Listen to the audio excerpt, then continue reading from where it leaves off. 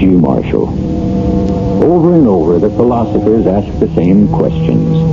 In all times, in all places, for all men, the mysteries remain. What is life? What is death? From whence do we come and where do we go? The ignorant, barbaric savage bows to the sun and says, "Behold, God." Whereas we, sophisticated, civilized, consider the sun as energy expressed in formulae and equations. But do we really know any more about the sun than he does? Okay, Georgie, the case is closed. No, Captain Prescott, the case is still wide open. But we got the killer. We don't have the killer. 100 people saw him pick up that knife and stab her with it. He didn't do it. Not only did 100 people see him do it, he also admits he did it. I still say he didn't do it. Are you telling me that 101 people are crazy? I don't care what they saw. He did not kill his wife. Okay. I'll go along with it. Who did? The high priest of the Wolf Clan. Is that right? Who is this high priest? I don't know. Oh, so you don't know. Do you maybe know where we could find him? You can't find him. That's impossible. Oh? Is it? Why? He's been dead for maybe 1,000 years. But he's your killer, Captain.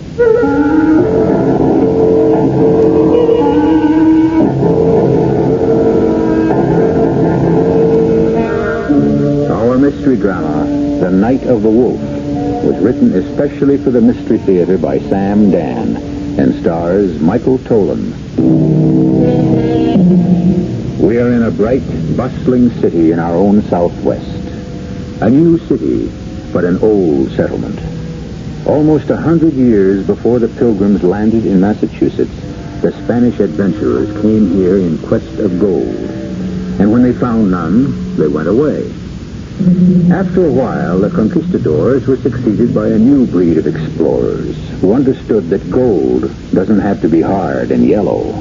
Gold can also be liquid and black. And thus, a new city was built here. A gleaming city of metal and glass. A new city, but not the first city. For thousands of years, men of many kinds and various colors have built cities here. Cities that have flourished and vanished. Right now, it is an early evening during the spring, and we find ourselves in a museum gallery, which features an exhibition of the primitive cultures of those early years. Terry. Yeah? Fix your top shirt button. But it's hot in here. Close your collar and pull up your tie. You look like an ape. Okay. Don't embarrass me in front of my friends. Hello, Colonel McKeever. Hello. Terry, don't look so bored. I don't look like nothing. A little culture won't kill you. Why do you make me come to these things, Enid? Because everyone who is anyone is here. Yeah, okay. And you're not to touch a drop. Now, look. You ought to keep away from the refreshment table. Do you understand? Yeah. In a moment, Colonel. Colonel McKeever wants to ask me something. Terry, can I trust you to stay here? Of course. Don't wander off and make a fool of yourself, and don't touch a drop of liquor. Okay. Terry? Terry? Oh. Why do I always have to look for you? Colonel McKeever wants to talk with you. Yeah. Terry, what are you staring at? What's so fascinating about that shabby old thing? Looks like a little old lady's faded bathrobe. Well, it isn't. Oh, of course it isn't. I can read. Ancient ceremonial robe. Said to belong to a high priest of the Wolf Clan. Possibly Mojave or kindred tribe. Well, what's so all fired interesting about it? Shut up. What did you say? I said, shut up. Do you mean you're telling me? Who says I can't tell you to shut up? I warn you, Terry, do not make a scene. You know something? I think I will make a scene. Terry, have you gone mad? Maybe. Let's get out of here quickly. We won't even wait for the car to come. We won't hail a cab and what? I'll take you to a doctor. Why? Because something has come over you. Maybe something has. People are starting to stare at us. Well, so what? Harry! You! Hey, you over there! What are you looking at? Harry, you're embarrassing me. Hey, I mean you! You, the fat slob with a face like a pig! Harry, we've got to leave here. Enid, we ain't going nowhere. I demand that you... Shut up! Well, what are you looking at, huh? You know me? I'm Terry Jessup. 10 years all-pro middle linebacker till I busted my knee. And I got so scared that I had to marry this witch broad. Harry, you go mad. I let her father buy me. I let her old man buy me. Harry, and break me. You ruined me. You ruined me. You and your old man, you used me. My name, my reputation, you used me to sell that crooked stock of yours, those dry wells. Please, somebody call an ambulance. I haven't got a real friend in the world because of you. Are we terribly ill? That's why I'm going to kill you. I'll take anybody in hell who tries to stop me. Harry, put down that knife. Sacrificial knife. 1,000 years old. Still good. Look, the point. It's still... He killed her. I told you. Yeah. I killed her. Maybe somebody ought to call the cops.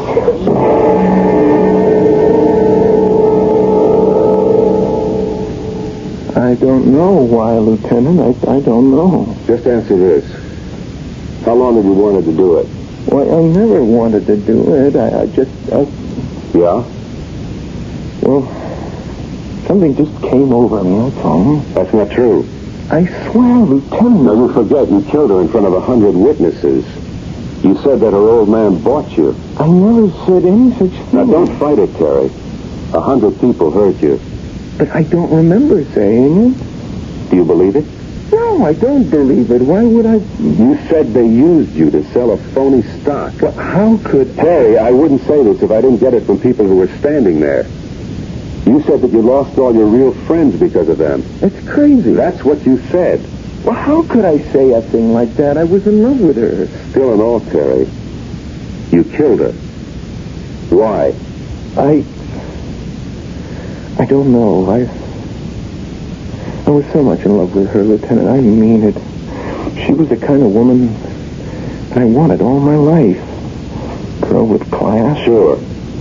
But those words you said to her, that anger that made you say them, where did the words and the anger come from? I'm telling you, I don't know, Lieutenant. I must have been out of my head. Sure. Something came over me. What? I got scared. It was like nothing I ever felt before. Like what? Something in that place. Just something in that museum. Something wild. Come on, Terry. What could be wild in a museum? It was like something set my mind on fire. And the words, everybody heard me say, I didn't even know I was saying them. And did you know you killed her? It was like something had to be driven out of me. You understand? No. Something that was wrong, something that had to die, and if she wasn't standing there, I would have killed myself. Yeah. There's something in that place. Sure. Believe me. You gotta believe me. I'm not the one who has to believe you. A judge and a jury has to believe you. It's in that place, Lieutenant. Something is in that place.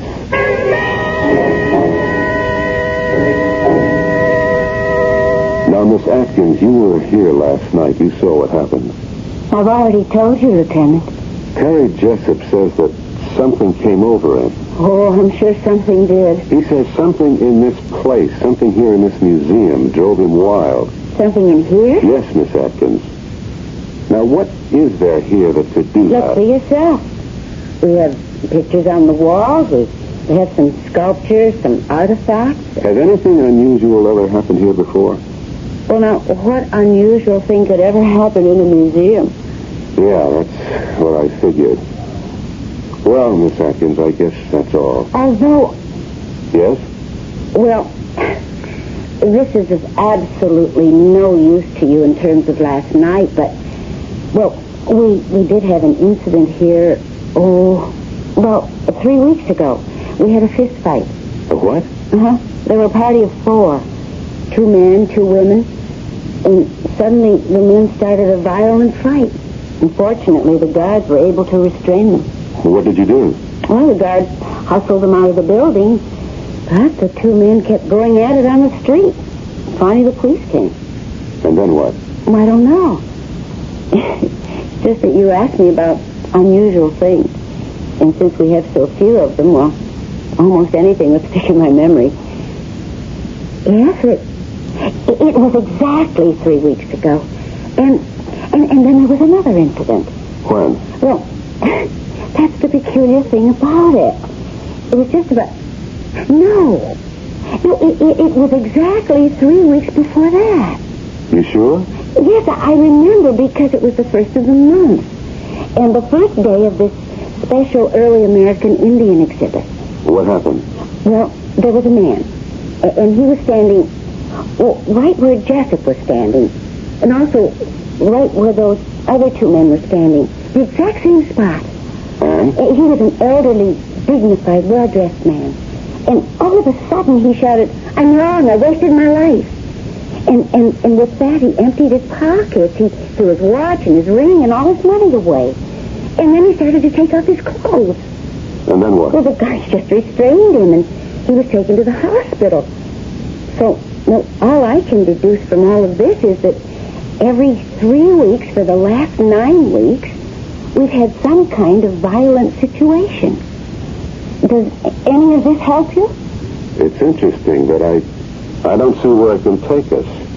Oh, well, I'm sorry you couldn't learn anything, Lieutenant Miller. Do you have any further questions? Just one. What time do you get off? 6. That's exactly 15 minutes from now. Your watch is slow. It's less than 10. How about some dinner? But you've never asked.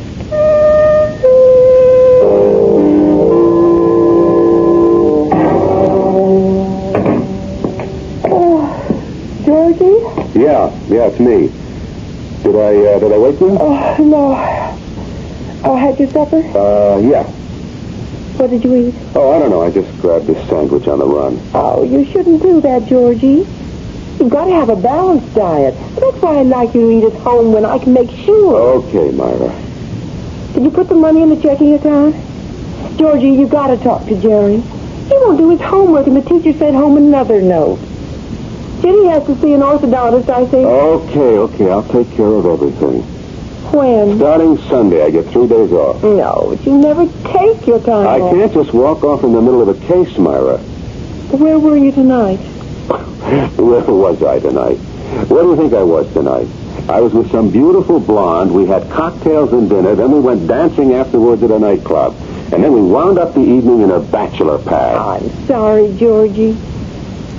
Oh, I know it sounds like I'm nagging you all the time, but there's just too much for me to do around here. All by myself. I know. But, honey, once I make captain, you'll see everything will be okay. You used to say that before you made lieutenant. Yeah, but just wait. Everything will work out. Sure, I know it will. I'll tell you what. I'll make us a snack, and we can sit up and talk. Now, honey, I'm beat. It's been a long, long day, and I got to get an early start in the morning. You understand? Sure, Georgie. I understand.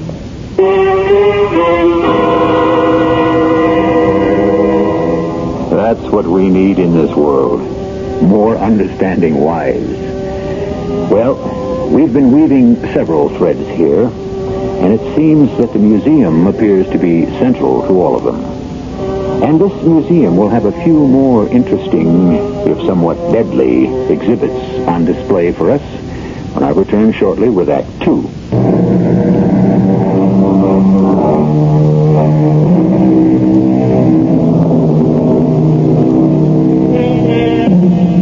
The other night, Terry Jessup, an ex-football player who was considered to be, for all his size, a rather calm and gentle person, suddenly went berserk.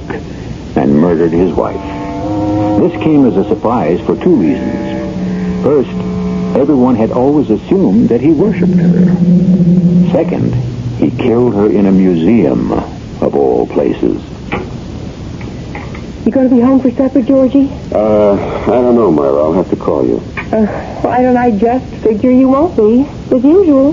That might be best. Promise me you'll eat. Oh, sure. Honey, you're at the age where a man can start to get all kinds of things wrong if he doesn't watch himself. I'll take care of myself, Myra. Look, honey, I know you got the kids all day in the house, but, But what? It's just how it works out. You've got your job. I have to put up with it. Well, that's just it. You say you have to put up with it. Well, I do, don't I? Like these other men in this neighborhood, they have jobs out at 9, home at 5, Saturday and Sunday off. And that's it. Well, you knew I didn't have that kind of job when you married me. You knew what life would be like on the force. I also knew some 9 to 5 cops. Yes, and you knew I wasn't one of them. Honey, I just wish you didn't have to work so hard. But I like to work hard. You know your problem? I don't have a problem. You should develop some interests. I've got plenty to do around here. No, I mean away from here. Something that you do for yourself. So you can also develop as a person. Georgie, all I asked you was if you were coming home for supper. I'll try. Look, if we eat early, maybe you can help me paint the floor of the basement. Oh, honey, and the cold water faucet in the downstairs tub has to be fixed. Look, I'll tell you what. You make a list of all that stuff, and I'll take care of it. You know, Georgie, you never talk to me about your work. Maybe that's what's wrong with us. I didn't think there was anything wrong with us. Well, I was reading in a magazine a wife should share more of what her husband does. Well, you know about this football player who killed his wife. Oh, if there's one sport that leaves me cold, it's football. He says something in the museum made him do it. What? Well, I guess you could say some spirit. Oh, he must be crazy. No, it could be true. Georgie, are you crazy? Honey, when you're a homicide detective, anything has to be considered. Don't say a word of this to anybody else. They'll say you're nuts. No, but there's evidence. Evidence? How can there be evidence? Other people. Look, you can find nuts anywhere who will... Oh, honey, on your way home tonight, pick up a gallon of deck paint. Get a light gray, will you, dear? Don't forget. No, I won't forget.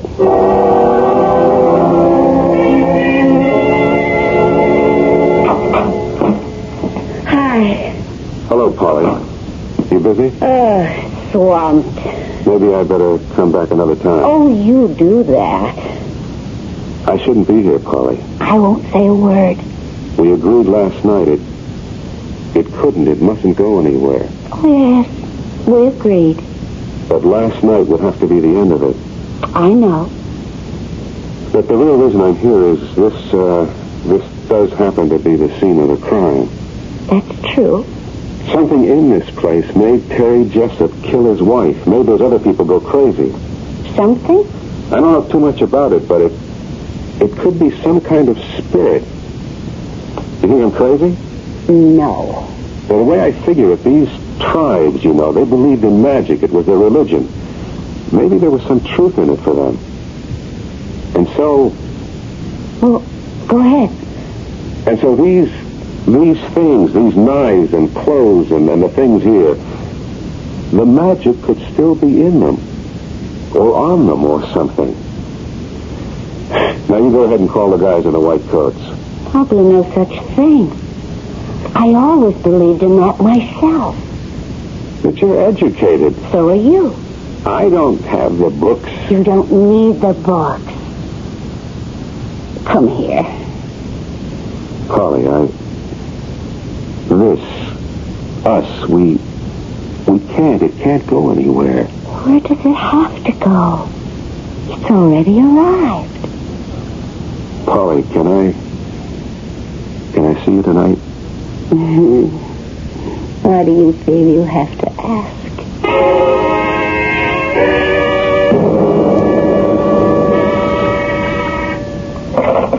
Captain Prescott. Oh. Yeah, I'll see him.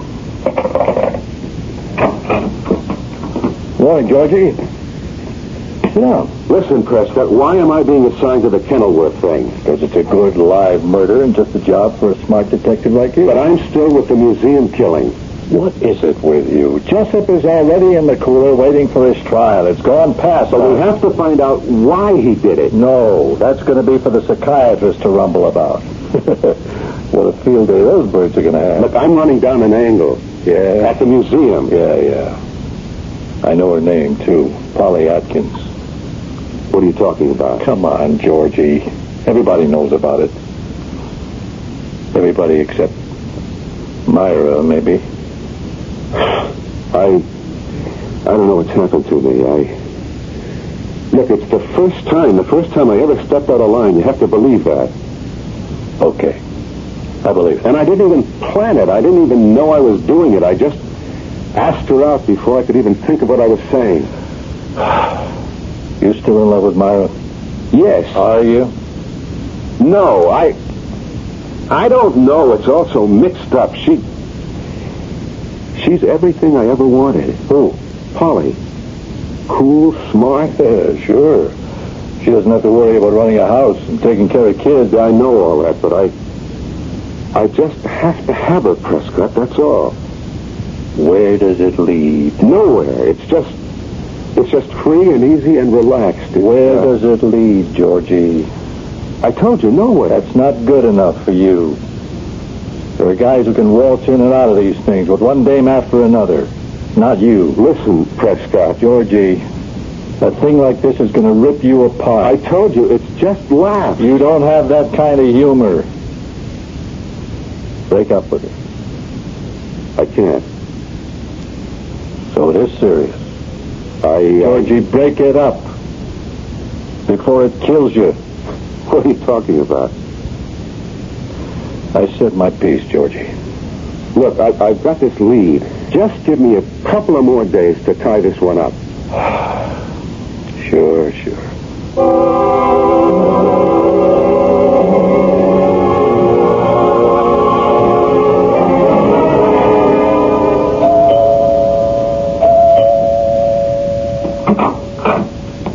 Yes? Mrs. Stanley Howarth? Yes, but not for long, Brown Eyes. I've already had the paper served on big-hearted Stanley. I'm a police officer. Oh? Well, do come in. Your husband, Mr. Stanley Howarth. Do we have to talk about him? About a month ago, you, your husband, and another couple, a Mr. and Mrs. Andrew Seeley, Yeah, that's another great pair. were in the Museum of Indian Art. I still don't know whose bright idea that was. Suddenly, your husband and Mr. Seeley started swinging at each other. Why? Wow. Yes. Well, I don't know. Did anything happen that would have created a fight?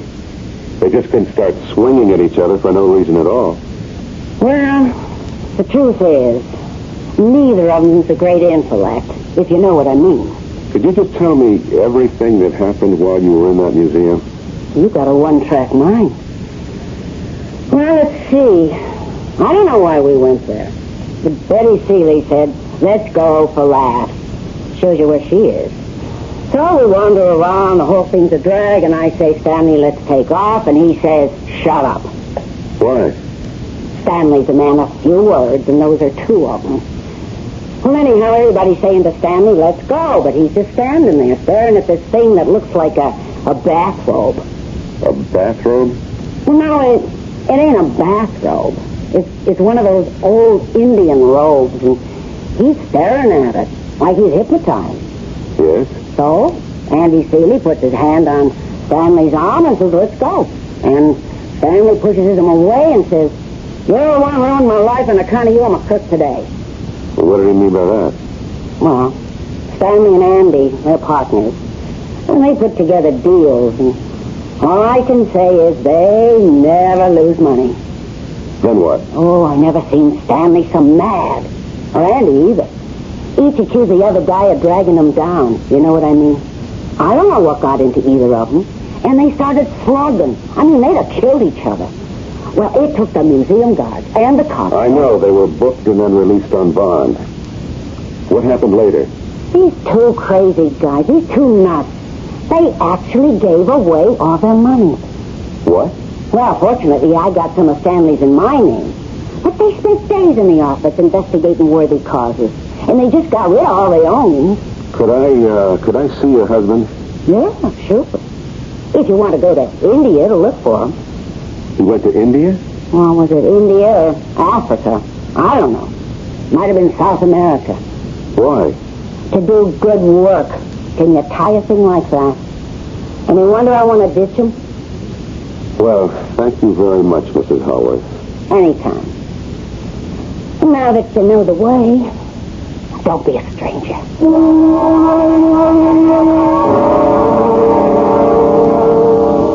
Terry, try to think. I can't remember nothing, Lieutenant. You were looking at something. I don't remember.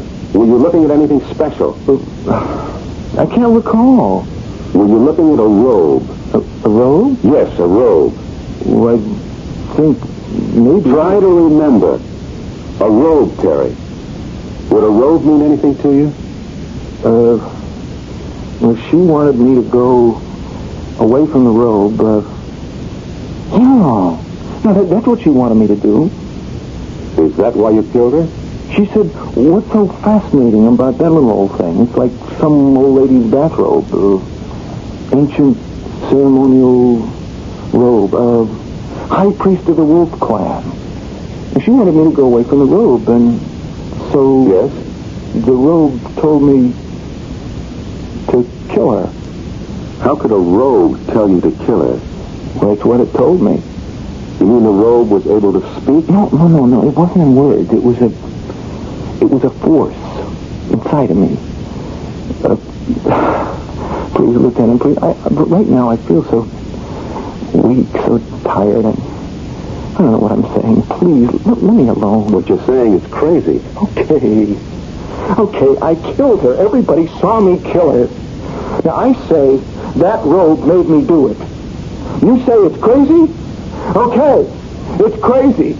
Now let me alone.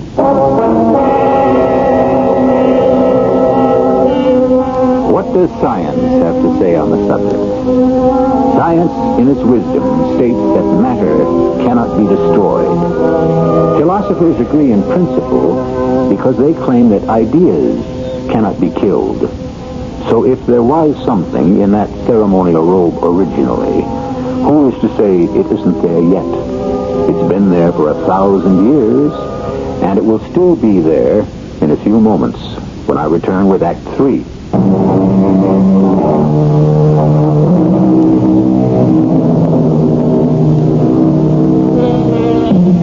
All cities are built on the ruins of others. And so what we have is not something that is brand new, but usually is just another layer. And if we dig into the ground, we find the things of those people who have come and gone before our time. But we don't have to dig to find the ideas and the forces and the spirits that move them. Those can be felt everywhere, especially by men and women who are waiting and hoping for something to change the course of their lives. Detective Lieutenant George Miller has been involved with people like that lately. As a matter of fact, Lieutenant Miller is in the midst of a change in his own life. He may or may not be aware of it. Excuse me. Yes? Are you Mr. Kenneth Underwood? Yes. I'm a police detective. I was told at your apartment that you could be found here in the park. And now that you found me, There was an incident at the museum. a sudden aberration. Over and done with it. Is that so? You were looking at that robe in the museum and you suddenly went, well, I don't like to say crazy. Sir, I don't understand what you're saying. No, I think you do. It's happened twice again since. What can you tell me about that robe? Why is it important? A man killed his wife. The state of his mind at the time will decide the price he'll pay. I read about it. They'll say he was insane. What about that robe? It doesn't matter. Let us say that, some spirit emanated from that robe, possessed him. It'll amount to being crazy anyhow. Why do you say an evil spirit? I said a spirit. You said evil. Well, isn't it evil if it causes a man to kill? The robe. The spirit of the robe said to me, Kenneth Underwood. Then you are saying there is a spirit in the robe. Said to me, Kenneth Underwood, the gods gave you the gift of poetry. You've abused it, defiled it, cheapened it. And I did. I thought I would die then and there. And the spirit said, will you throw off this illusion of fame and be true to your gift? And I said, yes. Yes. And a great weight was lifted from my heart because I meant it. Do you expect me to believe this? You asked me a question. I gave you an answer. What kind of spirit? Some days later, I returned to the museum. I examined the robe. There's a kind of design in it. I spoke to an authority on the ancient Indian cultures. He said it was the robe of the Wolf Clan's high priest. That's what it says on the printed card.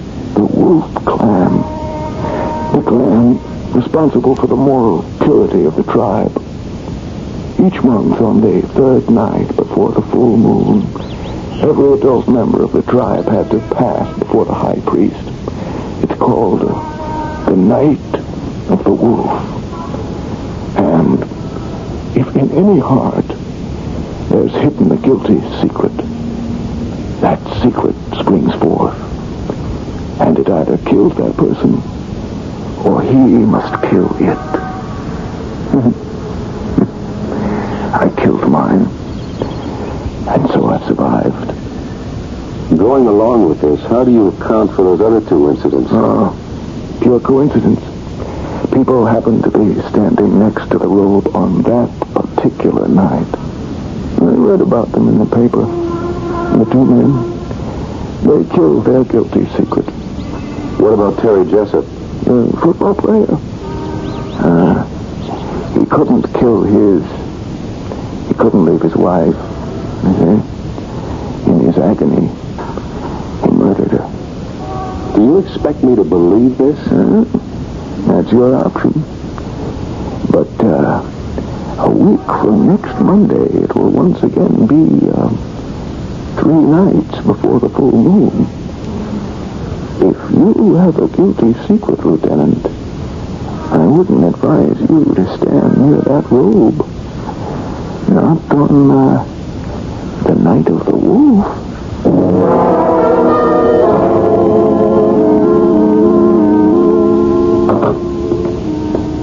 Myra? Georgie, I didn't expect you. What do you mean you didn't expect me? Well, honey, you usually don't get home for dinner most nights. Well, I always call. Where are the kids? Oh, well, you know, Tuesday's Jerry's night for the Cub Scouts. And Ginny's sleeping over to friends tonight. I didn't prepare anything. That's okay. You want to go out and eat? Well, no. Okay, then let's just spend a quiet evening at home. We're entitled to it. I don't know if I can, honey. Why? What's the matter? Well, you said I should get myself an interest. I did. What do you mean? I took a bowling. Oh, well, that's great. Yes, we have a neighborhood league here. And tonight's our night. Actually, I was just on my way out the door. Oh, well, then why don't you just go ahead? Oh, you see, Georgie, I'm captain of the team. It's an important game. I understand. Otherwise, I'd call it off. No, sure. Look, I will call them and say that something has come up. No. I'm going to turn in early anyhow. You sure you don't mind? Honey, you go out there and roll a 300 game for the old man. Oh, silly. I'll be home early.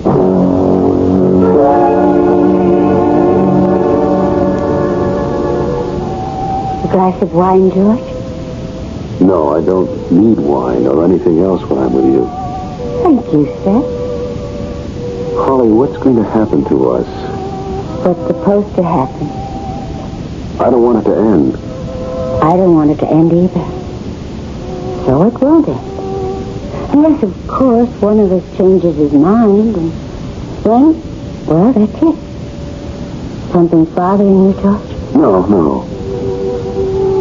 Well, every now and then I can't help feeling what we're doing is wrong. What we're doing happens to be what we both want to be doing. But people don't just have the right to do what they want to do. Why not? Why not? Well, because. Yes? Because? You know something? When I'm with you, I feel anything is possible. I mean, I'm not stuck in a rut. I just feel free. Is that bad? I don't know why. Half the time I don't understand what you're saying. Half the time I don't understand what I'm saying either. And you're not the best-looking dame I ever saw. Oh, thank you. This is your night for gracious compliments. But I just can't seem to get along without you. So? Why fight it? Who's fighting it? You are. Every minute. From that very first minute I saw you. I just decided I'm going to quit fighting it. Starting when? Starting right now. I'll show you. I believe you.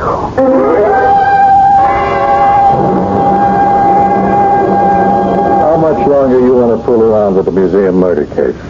That's why I want to see you, Prescott. I want you to take me off it. You're off. As of right now. What happened?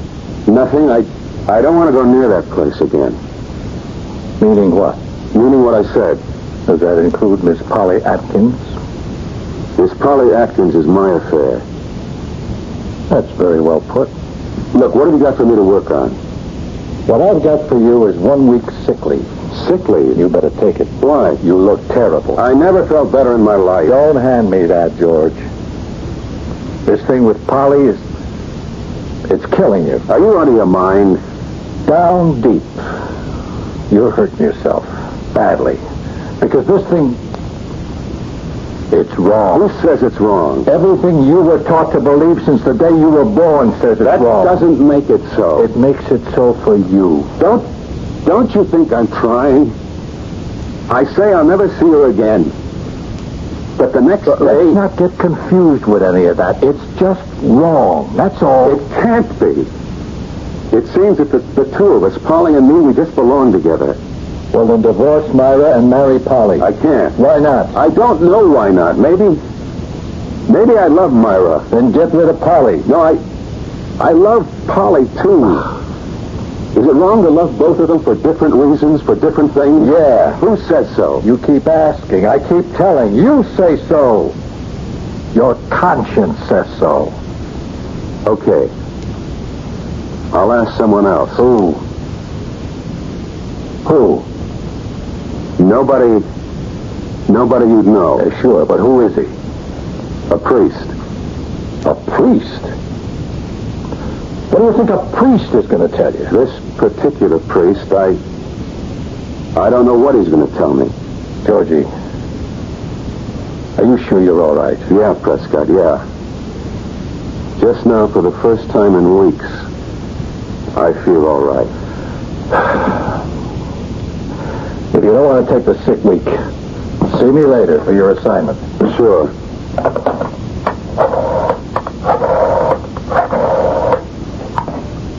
This is Lieutenant Miller of the police department. I want some weather information, please. What will be the third night this month before the full moon? I have to know exactly.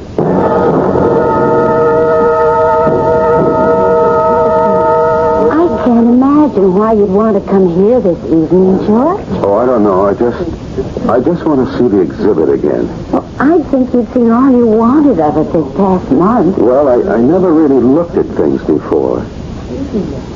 Did you call Captain Prescott? Yeah. Now, why do you want him to be here? Did he say he'd come? He should be here any minute. Well, why do you want him? I may need him. For what? Maybe for nothing. I hope for nothing. Georgie! What's this all about? Oh, Prescott, I'd like you to meet Miss Atkins. Oh, we met on the phone. How do you do? Now, Georgie, what do you want me to see? I want to show you a robe. A robe? Yes. Right there. That moth-eaten looking thing? What's the point? It belongs to the priest. The one I said I was going to see. Miss Atkins, you know what Georgie is talking about? The robe of the high priest of the Wolf Clan. George, you're pale. Something the matter? Polly, do you believe with all your heart that you and I, we two, we're right? Oh, I believe it, George. I believe it. But Don't say any more. Prescott, have you got anything to hide? Anything on your conscience? Everybody's got something on his conscience. No, I'm talking about something wrong that's vital to your life. Georgie, I don't like the way you look. You don't feel a terrible pain in your head? Georgie. You don't feel a tightness? It's so tight in your chest. I think we better call a doctor. Your whole body's not on fire? On fire?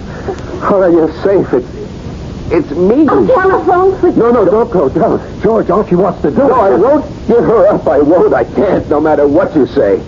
I won't give her up. I'll kill her first. Kill myself. Put that knife back. It's the same knife that other man used. George, I won't give her up. I love her. Wait a minute. No, let's put I have to kill us. It's the order of the high priest. George, drop it. Drop it. I have to.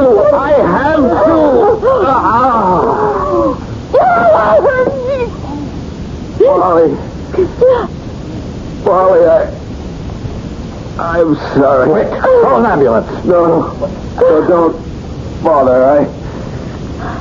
The high priest, he said, funny, he said, drive her out of your heart, even if it kills you. I drove you out of my heart, and now I have no heart at all.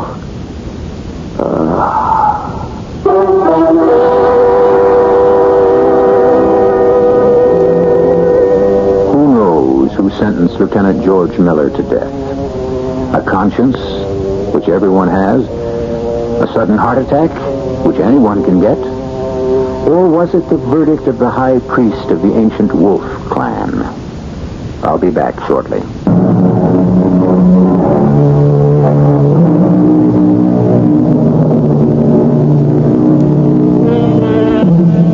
It has been said, when a man lives with truth, there also will justice dwell.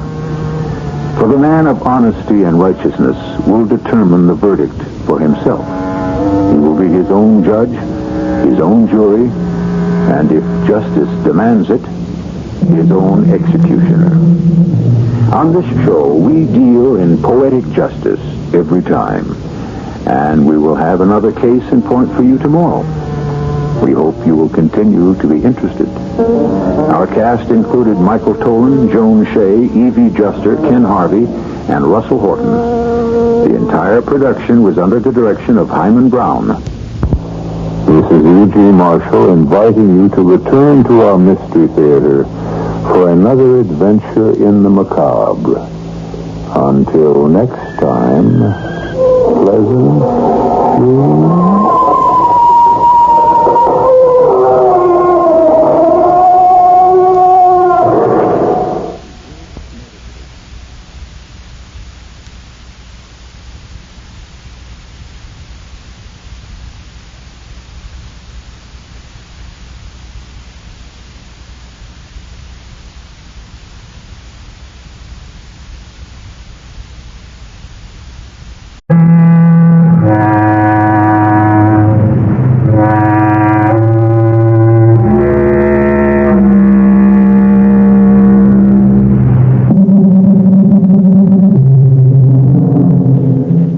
The CBS Radio Mystery Theater presents...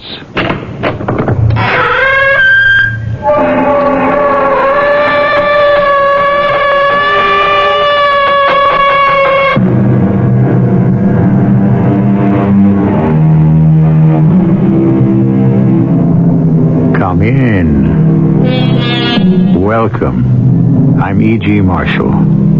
There is a kind of human eloquence more telling, more forcible than the loudest words, than the choicest diction. It is the suffering of some great, heartbreaking sorrow with sealed lips. But how many of us have the fortitude to bear our pain in silence, or for that matter, our joy? So natural is the urge to speak. What could possibly keep anyone from doing so? Look, my dear. How long has it been since we have seen so many happy faces? Oh, we couldn't have asked for a finer wedding celebration for our daughter. And yet, just now, I thought I saw something in her expression.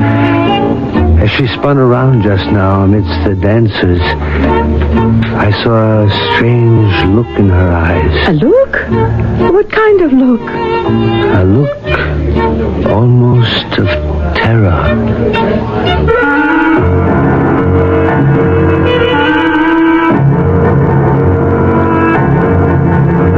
Our mystery drama, The Silent Woman, is based on a story by Leopold Compert. It was adapted especially for the Mystery Theater by Percy Granger and stars John Beale and Robert Dryden.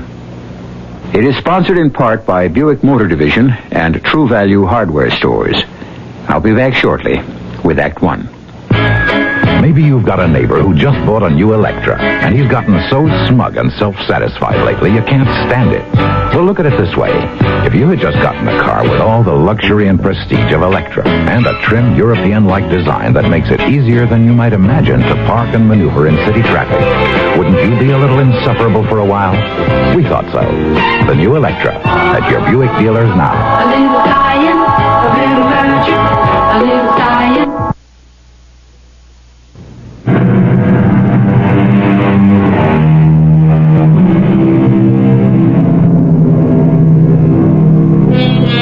Laughing at fools is one of the oldest of mankind. We are pleased to consider ourselves superior to such people.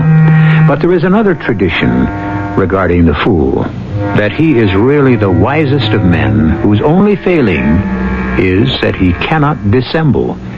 I personally prefer this tradition, for the following story is told us by a fool, and it would be a shame to think it weren't true.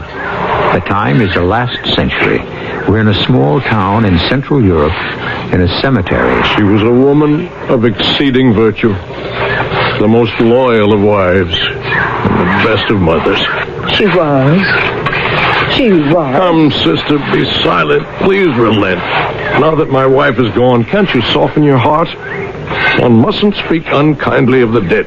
Then I cannot speak at all. My name is Leib. They call me Na, the fool.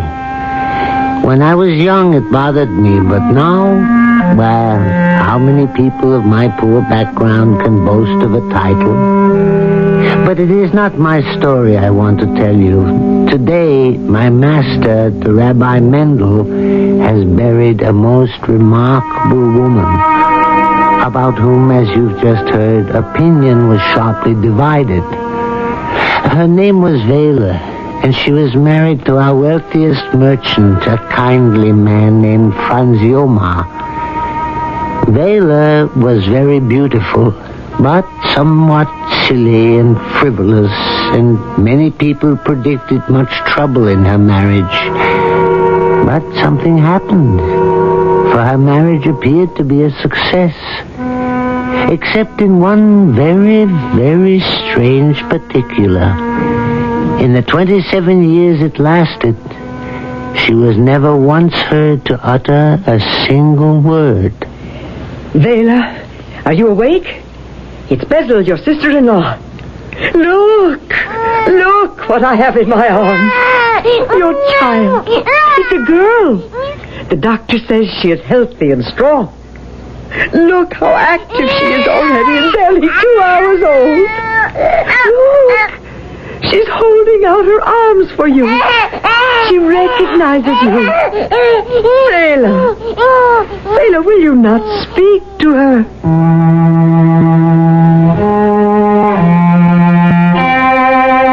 But though tears of joy came to Vela's eyes as she cradled the child to her breast, she did not speak. Nor was her silence broken at the birth of her son some years later. But the most severe time in all her marriage came on the eve of her daughter's wedding. A great plague was sweeping the countryside. Bring out your dead! Bring out your dead! Vela! It's Franz! I'm home! Oh, Brother, I'm so glad you're back. Yes, not a moment too soon. I was terrified that my business in Prague would have forced a delay, and my daughter due to be married this very evening. Where's Vela? Oh. Beth, what's the matter? You're crying. It's too awful. Where is everyone? Where are the guests, the musicians? They should be arriving. There's not to be any wedding. Has something happened to the groom? Has the plague taken hold of him? No. Well, then what is it? Your daughter. Oh, no. The plague has got her in its grip. She's not expected to live. Is she in her room? Yes. Vela is with her. Vela, tell me. Our child. Look at me, Vela. Our child is dead.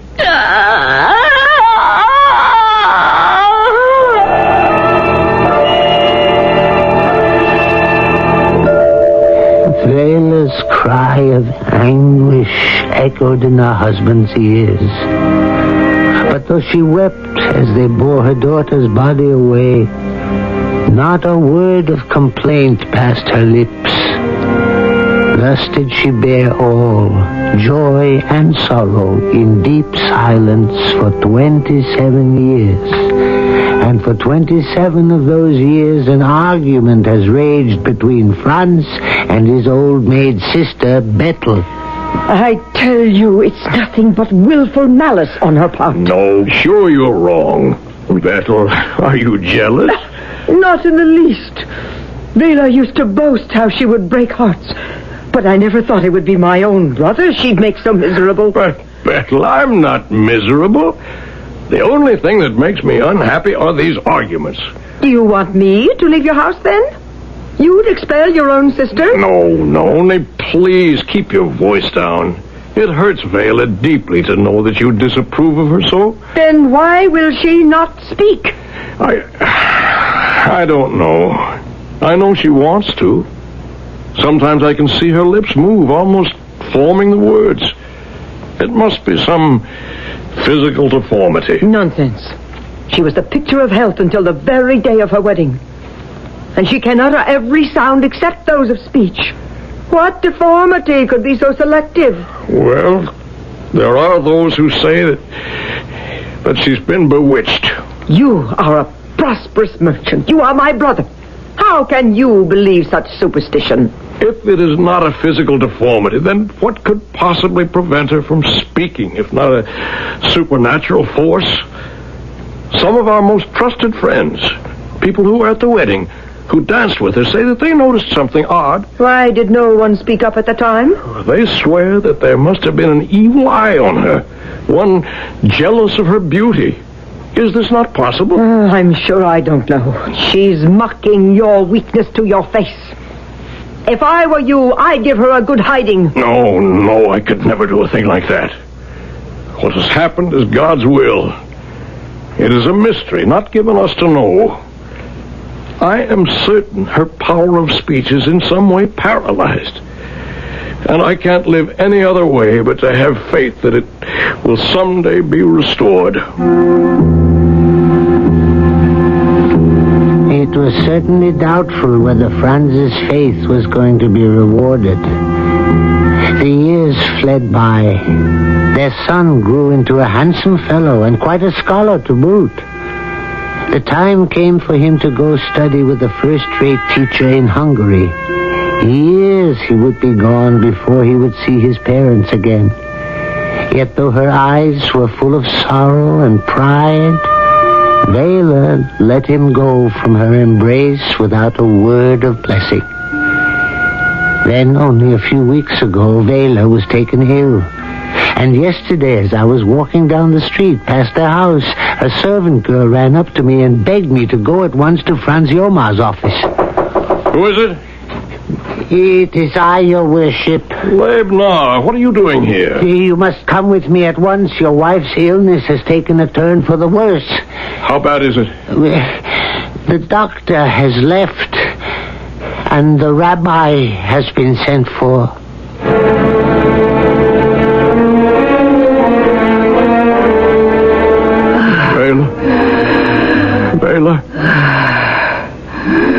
Bela, it's me, Franz. How tired you look, my dear. You're ready for sleep, aren't you? I can see in your eyes that you are. Bela, can you not now speak to me?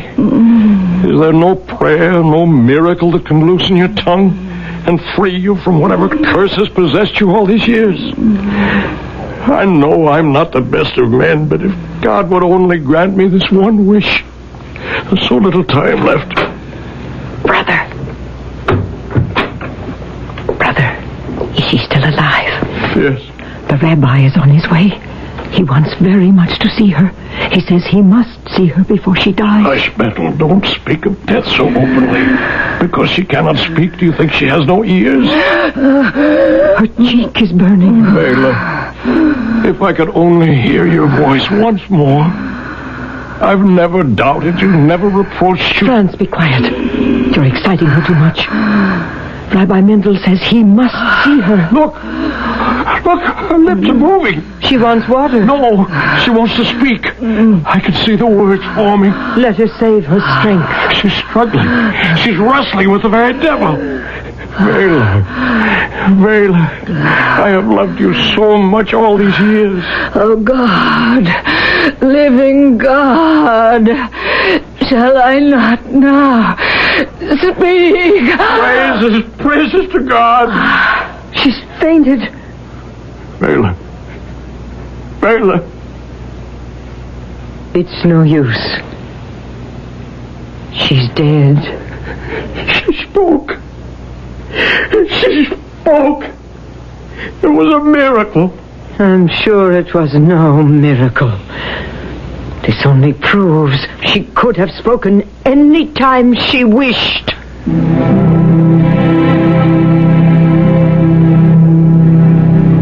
Rabbi Mendel was very upset that he did not reach Vela's bedside before she died. Oh, was he upset.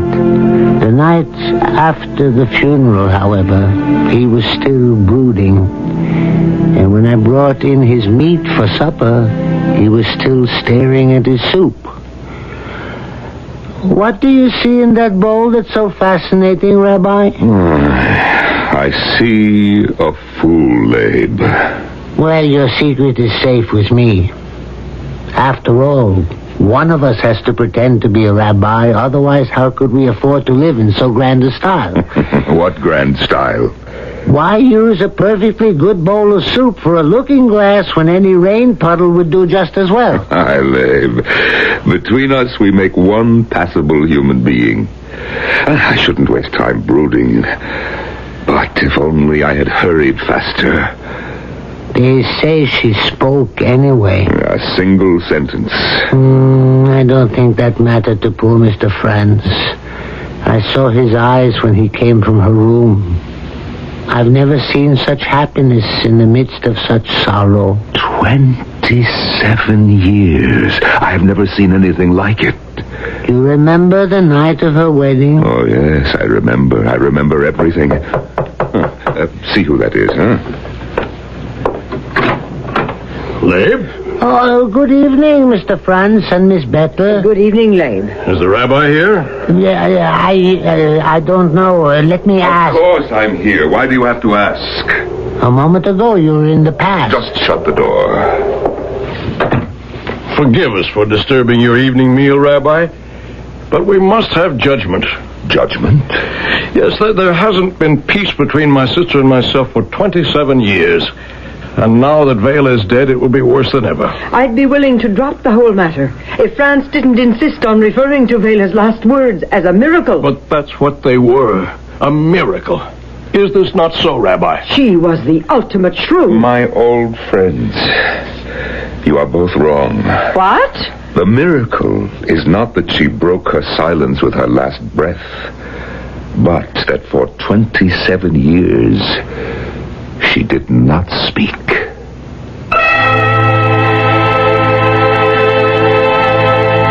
We know things are often not as they seem. How dull life would be if they were, and how little we would know of human nature. For so much of what most deeply motivates us is hidden far beneath the surface world of appearances. We shall begin to see beneath the surface of Vela's world when I return with Act 2. It takes more than good paint to get a good-looking paint job. Hi, Pat Summerall to suggest you go to your True Value hardware store and see their selection of paint accessories that can help you get a professional-looking result for a fraction of professional cost.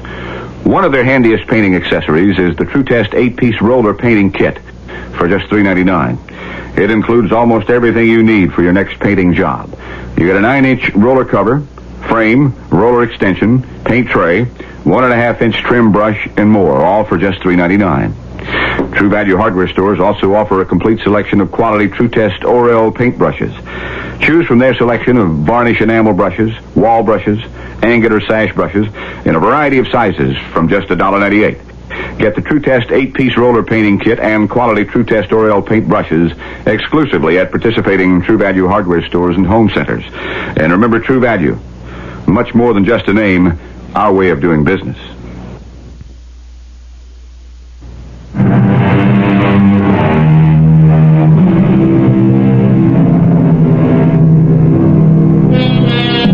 When a carefree and irresponsible young girl married a timid, serious young man, idle tongues got ready to wag. Then, literally overnight, she was transformed into a sedate, mature woman, an excellent wife and mother, in all respects, save that she would not, or could not, speak. Through grief and joy, only her eyes told the story of what her heart was feeling. And now that heart beats no longer, the mystery surrounding her looms larger than ever. Rabbi, you say it was a miracle that she did not speak? Vela was a worthy among worthies, a saint. What? Oh, but this is disgraceful. She was doing it deliberately. You asked me to render judgment. It has been rendered. Now, if you will let me get back to my meal, Labe will show you to the door. Good evening. 1,000 thanks, Rabbi. Come, Bethel. No. This judgment makes you happy, of course, Franz. It vindicates your simple faith. And it makes me look like a fool. Good, madam, please, let the rabbi eat. If he does not eat, he will be in a bad humor. And if he's in a bad humor, he will expect me to get him out of it, and I'm very tired. Labe is right, sister. It is late. I will not hear a woman praised who sat by in silence at times when most mothers could not have found words enough to express their feelings. Well, then perhaps she was the wise one for not even trying. Now, please, good night.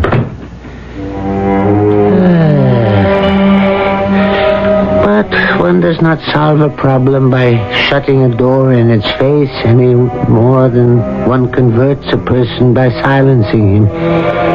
It took them a whole 24 hours, but the very next night, they were back. Rabbi Mendel? Franz, good evening. Is Bethel with you? Good evening, Rabbi. We're sorry to trouble you again, but remember that judgment you rendered last night? I want proof that your judgment is sound, Rabbi. You say Vela was a worthy among worthies. But what do you know of this matter that you can render such a verdict? Well, what I know is perhaps better left unsaid. I do not like the sound of that. Rabbi, I'm afraid you must tell us. For you have now undone the effect of your judgment altogether. Very well, my friends. Sit down. I must begin by asking you to recall that night, the night of the wedding.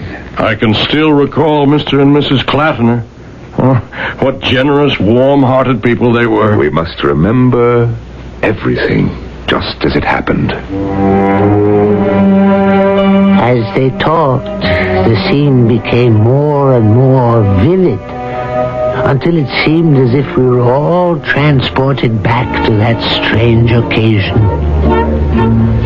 Oh, yes, I was invited too. There's an old custom that on all festive occasions someone should be present as a reminder of life's darker side, lest people in their reveling forget the sorrows of this world. A good custom, so they hire a fool. You figure it out.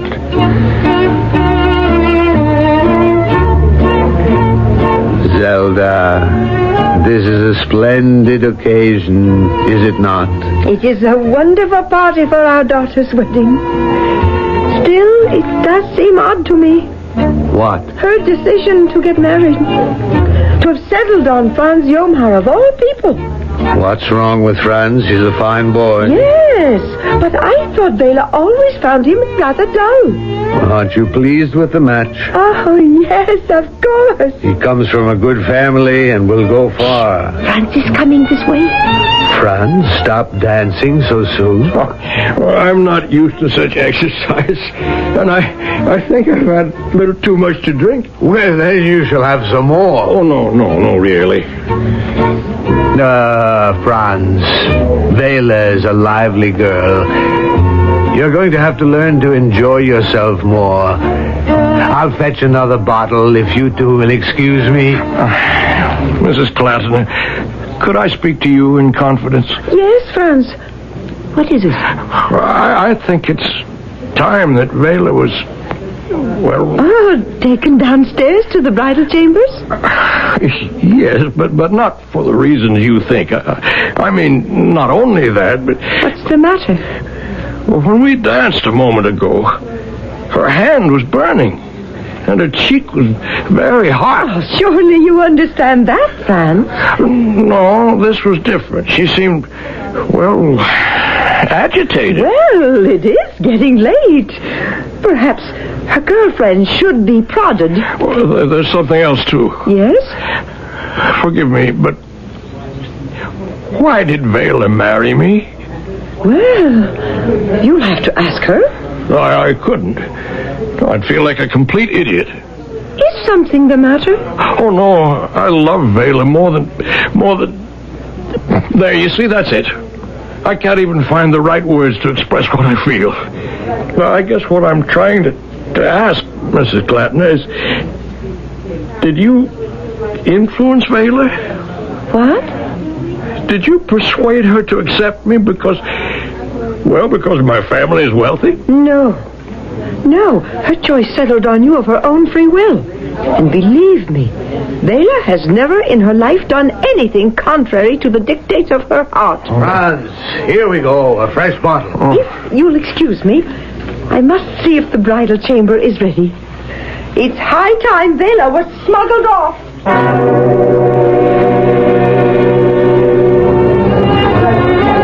Franz? Yes, Mrs. Klattner? I have it on very good authority that all is prepared. But I advise you to slip down the back stairs. Some of the young men have planned some trickery if you go by the main stairway. Thanks. Excuse me, Mrs. Klattner. Good night. The boy's as nervous as a new clerk. He should be. The young men are waiting for him on the back stairs. Zelda. Well, one has to keep one's priorities straight. I couldn't spoil their fun just to save Franz a good ducking. No! Oh, that's painful. Reminds me of our wedding night. The water they dumped on me was straight from the river. Ice cold. What was that? She's gone. She's gone. What? Vela's gone. She's vanished. My boy, slow down. Catch your breath. Now, what do you mean? Vela's not in the bridal chamber. But how can this be? I saw the girls take her in there not 5 minutes ago. Well, maybe it's another prank. If it is, it's carrying things a bit too far. Well, I'll speak to the girl. That's not a trick. I'm sure of it. Now, calm yourself. Oh, she's run away from me. No. Well, maybe. What if some evil spirit's gotten a hold of her? Nonsense. Well, it happens, you know. They say especially on wedding nights, and especially young girls who are as good-looking as Vela is. These spirits are driven mad with jealousy. They carry their victims off, sometimes never to be seen again, or if they do return them, it's with some horrible curse laid upon them. My boy, stop this talk. All of the girls swear they are innocent. If this is a prank, it's Vela's alone. Did they notice anything strange in her behavior when they took her into the bridal chamber? Well, she was nervous, of course, but that's to be expected, is it not? Mm-hmm. Oh, Reuben, we must find Vela at once. Word has spread of her disappearance. The guests are becoming frightened. They know the legend. Nothing but stories. Oh. Now come. We'll search the house at once, and the garden. And if she's not here, we'll go with torches and search the whole city. Oh, what shall I do? Question the servants. Find out if they saw or heard anything amiss. Come, Franz. Mrs. Zelda? Oh, Leibniz, I didn't hear you approach. Your daughter has gone. Yes. I was watching her. Oh, where did she go? Yeah, I meant earlier, during the dancing. Oh, you really are a fool. Everyone was watching her then. But I watched differently than others.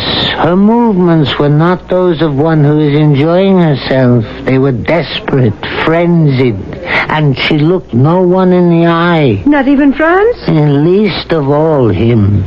Do you think she may have done herself harm? Do you think she's gone to the river? I didn't know where Vela had gone or why, or whether she would ever come back for that matter. I left the house as puzzled as anyone, but unlike the others, I was not frightened. Whatever was going to happen was going to happen. In this world of uncertainty, I have always been certain of that. Yes, Rabbi. I remember. We searched the entire house and the garden, and there was no trace of her. Then we took torches and scoured the city. And when you returned to Reuben Cluttimer's house... She was there, sitting with her mother in the kitchen, as calm as could be. How remarkable. What is? You asked us to remember everything, and I remember something now that I'd forgotten. When we came into the kitchen, our burnt-out torches in our hands, Vela looked up, and she looked directly at me, into my eyes. Labe was right. She had avoided everyone's gaze, and most of all, mine. But now she looked at me, and I at her, and I remember a chill ran through my body. I thought, surely this woman is bewitched. But now I think we were laying eyes on each other for the first time.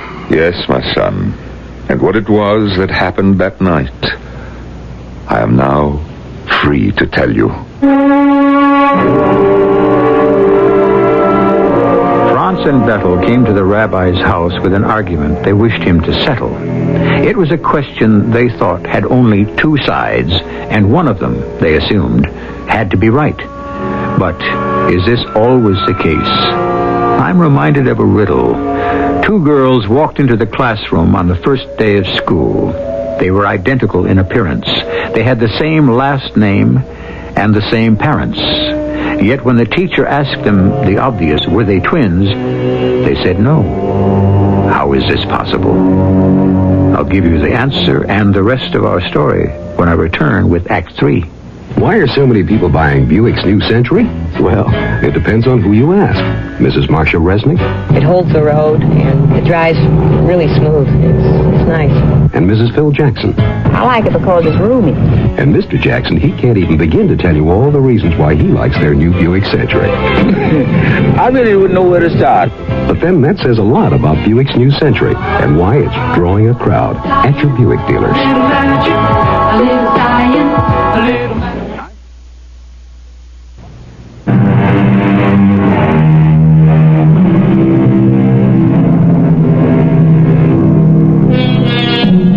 Two girls, identical in looks, both with the same parents, yet they are not twins.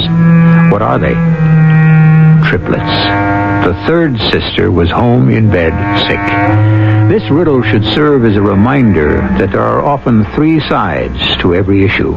Your side, my side, and the truth. And it is the truth we shall soon learn as we rejoin our story. I always figured the rabbi somehow knew more than the rest of us. Whenever Vela's name was mentioned, a certain look would come into his eye, a look of sorrow and tremendous respect. Then, too, I remember one particularly odd incident. It happened right after the plague had carried off their daughter. Franz and Vela were in formal mourning, and I accompanied the rabbi to their house. He went, so I assumed, to offer consolation to them both, but strangely, he spoke only to Franz. Vela deliberately kept her gaze averted, and only as we were leaving did she lift her eyes. For a brief moment, their looks met, and then departed without a word. When your bride left her parents' house on her wedding night, it was to my cottage that she came. She came here, Rabbi? It was I who heard her last words. It was to be one of the most difficult hours of my life. It was late, as you recall, but I was still at my desk, deep in study. Please open the door. Rabbi, you must let me in. I see your light. You are home. Please, I must speak to you. Who is there? It is I, Reuben Clattener's daughter. What do you want so late at night? Please, you must let me in or I shall die at once. Well, yes, by all means. Oh, thank you. Please, you must try to calm yourself. There can be no peace for me. I must ask you again who you are and what you want. It is very late. Do you not recognize me? No, I don't think I do. Then I am indeed a lost soul. Are you from this community? Oh, you see, I am new here. I still don't know everyone as I ought to know. I am the woman you married not 5 hours ago to a husband. Ah, yes, your voice. Yes, it does sound familiar. Reuben Clattener's daughter, you say? Yes. Oh, no, but this cannot be. I'm being visited by an apparition. Why do you say that? If you are truly she whom you say, why are you here and not with, well, in the place where you belong? I know of no other place where I belong, more than the one where I am now. The place you belong, my daughter, is in the house of your parents. And since you have today been made a wife, your place is with your husband. What is a wife? And who am I? Forgive me, but that is a good question. What is it you wish of me? I have a great sin that rests heavily on my heart, and I don't know what to do. Well, what you have done can be discussed at another time. No. I know what oppresses me. It lies so near before me, I can grasp it by the hand. Very well. You have come here to confess a great sin. Do your parents or your husband know anything about this?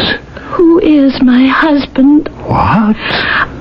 I am in love with a man, but not the one you married me to today. Hush. You cannot speak of this now. I must. You are married. His name is Naphtali. He is a scholar, a student at the yeshiva. I see. And he is perhaps poor? Very poor. Unfortunate, Vela. I think I begin to understand. But did you not speak of this to your parents? No. You owed them the opportunity to approve of your heart's true choice. I did not think they would. You didn't? No. Vela, I'm going to ask you a question. If it is not answered honestly, you will have to leave. I will answer. Were you forced to be married? No. I was not forced to be married. My parents never once said you must. It is by my own desire that I am what I am. But this other young man, Naphtali, was he for some reason displeasing to your parents? They did not know him. But you claimed just now you loved him. I must be incapable of love. I married Franz Yomar because he is the rich son of a rich man.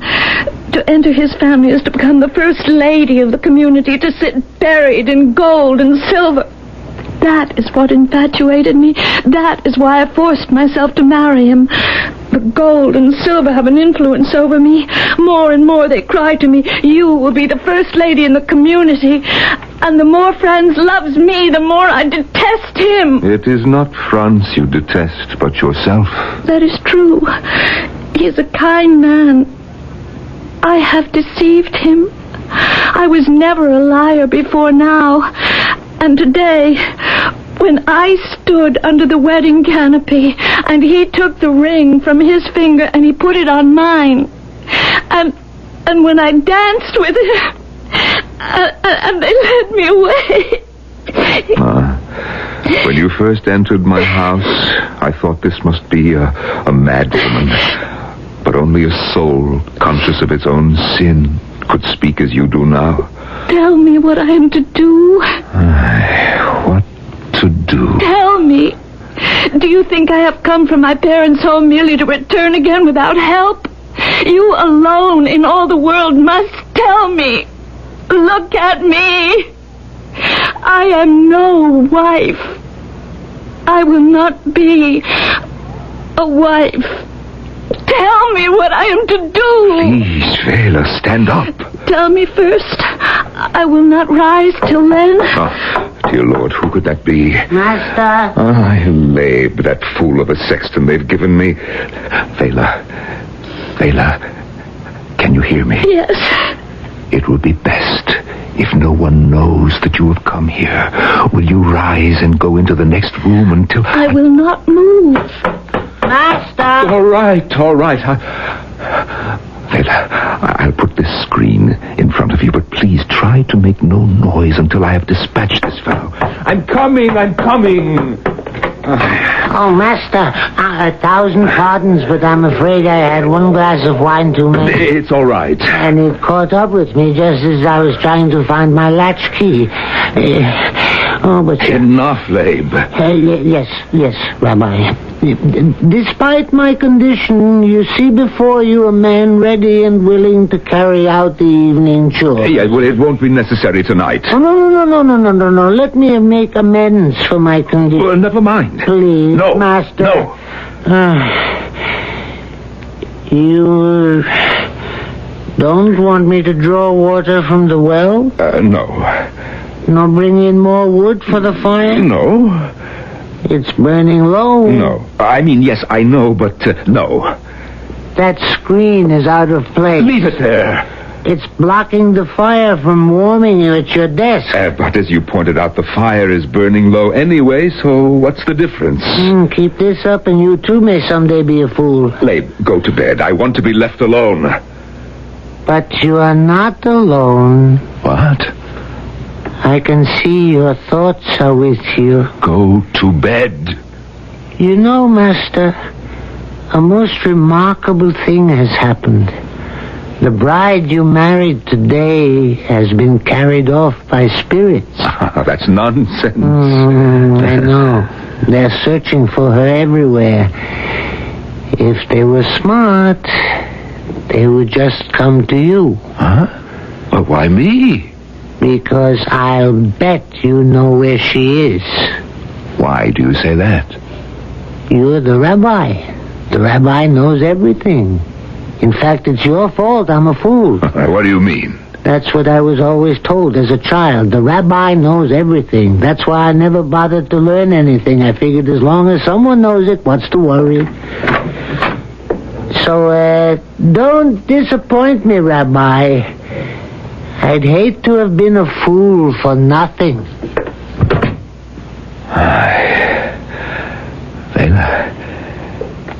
Vela, he's gone. Yes. Now listen to me now. I will talk with you. I am listening. But Will you do what I advise you? For I am going to say something that will terrify you. I will do anything you say. Will you swear? Yes. No, don't swear yet. Not till you've heard me. I don't want to force you. Hear me then, daughter of Reuben Klatener. You have a twofold sin upon your soul. First, you permitted yourself to be infatuated by gold and silver, for which you forced your heart to lie. With this lie, you have sought to deceive a person who has entrusted you with his all when he exchanged vows with you today. I know. But you have committed an even greater sin than this, for you have also destroyed the happiness of another person. What can he do now when he knows what has been lost to him? No, darling. Silence. You must never let his name pass your lips again.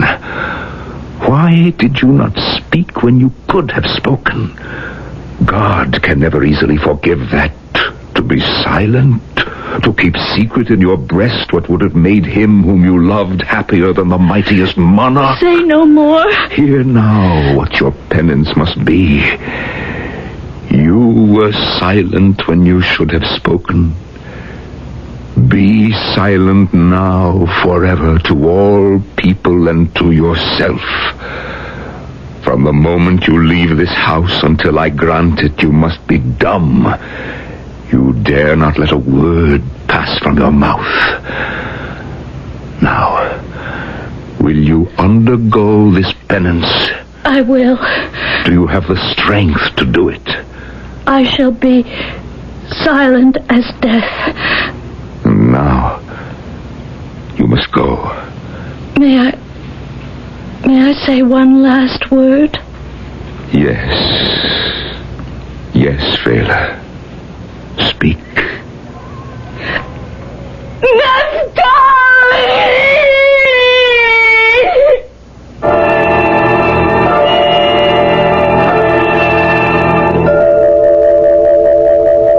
When the rabbi finished his story, everyone sat for a very long moment in silence. So, there it is. You see now why I rendered the judgment I did. Under the duress of her penance, I watched Vela blossom into a woman who was not only beautiful, but of wonderful character as well. So she was in love with another man. Come, Bethel, that was a long time ago. We had a good life together, and I truly think that in time she came to love me. But Franz, can you say you were completely happy? No. Can you? Must one have everything? I had doubts about our marriage, too. But at least I can say it turned out better than I expected. And if we could only say that much about everything, what nice lives we should all have.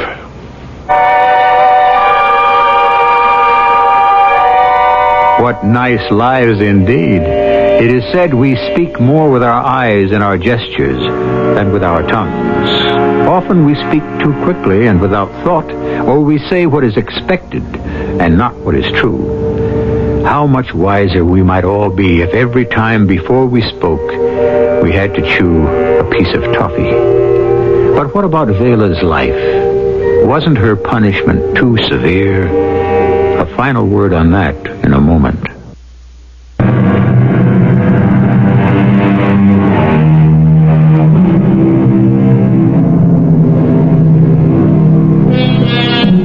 Was Vela's punishment too harsh?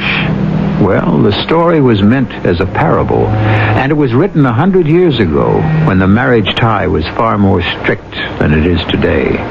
All in all, I think I'd have to say that Vela was a remarkably strong and self-possessed woman who endured.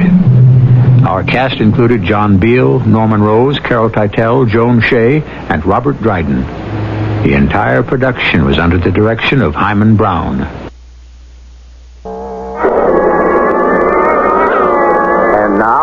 a preview of our next tale.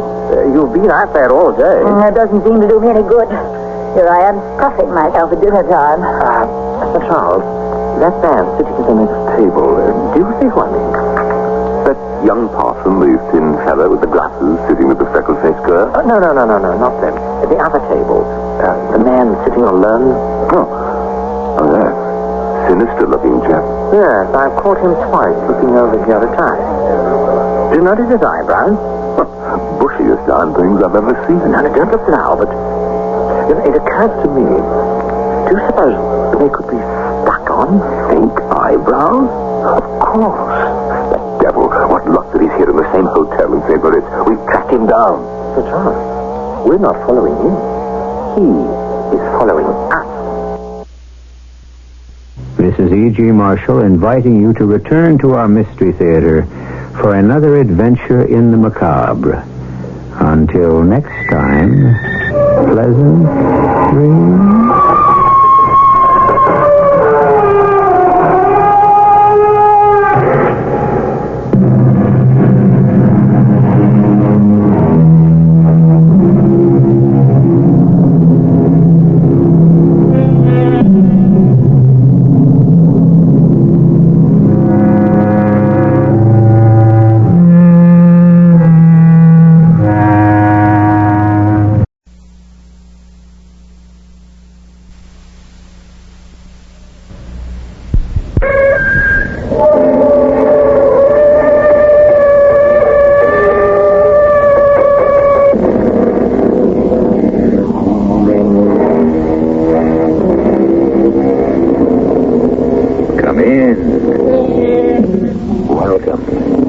I'm E.G. Marshall, engineer of this runaway express through the mysterious terrain of the imagination. Our fancies are only memories which are divorced from the discipline of space and time, according to the poet. And what does that mean? It means, in a sense, that we are free to reconstruct the past in any way that suits our purpose. And so many of us do it. But you can't kill me. I wish you could give me a suitable alternative. It's murder. No. It will be an accident. What do you mean, an accident? This automatic, this dazzling Luger automatic, you were examining it, you see. Then you didn't know it was loaded.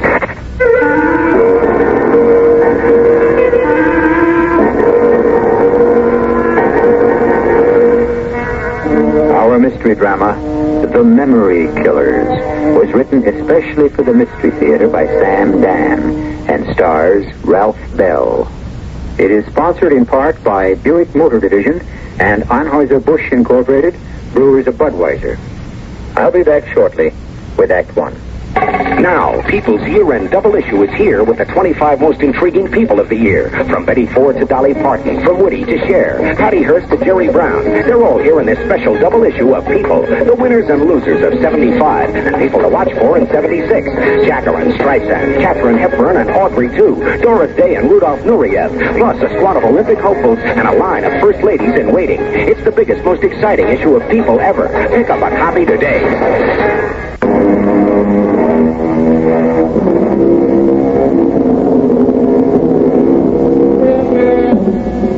Henry Clay Cortland is what they mean when they say distinguished looking.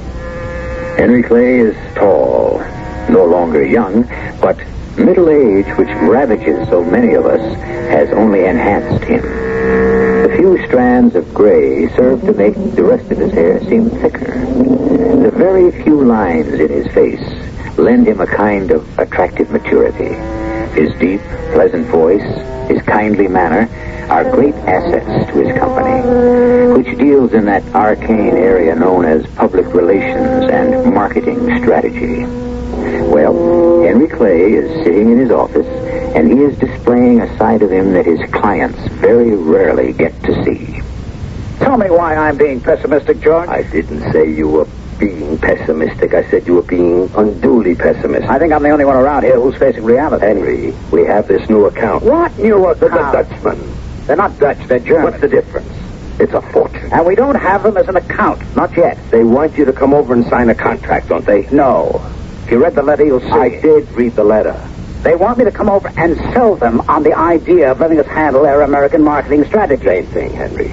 Once you get there, once you get a clear shot at the client, it's in the bag. We're going to have to make a major effort to land these people. Henry, when are you leaving for Munich? Oh, I have to remind you, George, these are not the best of times. It's worth $1 million clear the very first year. And from there, the sky's the limit. Well, you gotta go for it. The long bomb, the big play. We're rolling the dice, partner. I know. 3 years ago, we're sitting pretty. Then a scandal hits Continental Engines, and poof, they're out of it. Jolison Wire and Cable collapses. Everybody else starts pulling in their horns. That's why we need those Belgians. German. Whatever. The Neues Welt, is that how you say it? Neues Welt. All right. New World. That's close enough. They got products that don't quit. They got everything from sports cars to diapers. Yes. I'm not sure I want to go back to Germany. Back? When were you ever there? During the war. The war, for crying out loud. Henry, that's 100 years ago. Forget it. You're right. I have to bring this off. They're a logical client for us. We're a logical agency for them. We know it, they know it. We need each other. So? So I'm going. I'll leave tonight. That's my man. I really didn't understand my reluctance.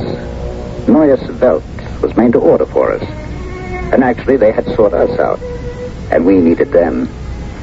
And so, why wasn't I jumping up and down with joy at the opportunity?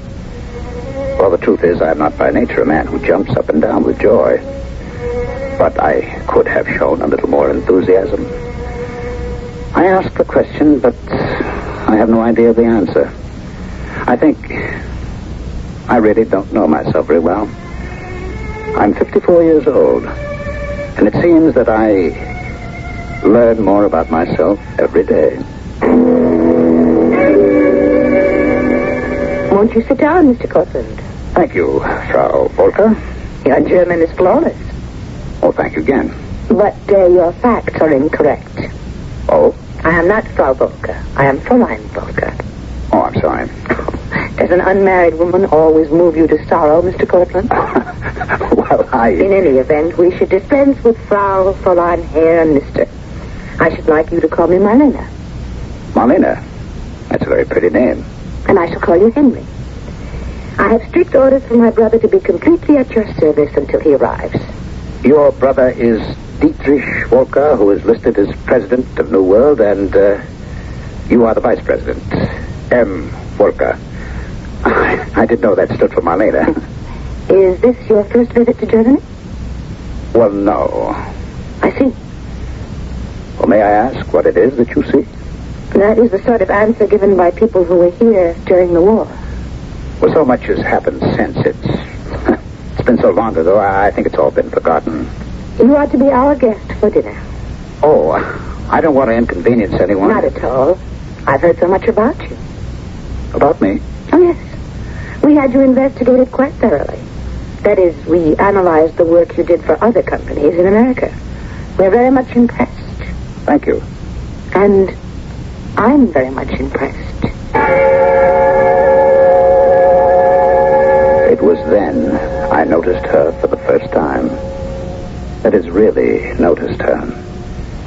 I had been aware of the fact that she was about 40, very attractive, charming. But now there seemed to be something personal in it. Something directed at me. Something womanly. When I walked in there, I'd been somewhat surprised to discover that the executive I was to report to was a lady. And now I sat there and faced the fact that I could very well have fallen in love with her. What basic strategy do you think will be effective in marketing automobiles in your country? Her questions were the questions I was fully prepared to answer, and so I could answer them without thinking. In a real sense, we think America is joining the rest of the world when it comes to size and economy of operation. Is it possible that you can walk into a room, confront a woman, and fall fall in love at sight. But there is still a mystique about the American-made automobile. Of course, it's possible. Didn't it happen so many years ago with Carolyn? It's been 10 years since I lost Carolyn. I'm lonely. I have been from the very moment I lost her. Oh, goodness, it's lunchtime. I hope you have no plans. Yes, I have plans.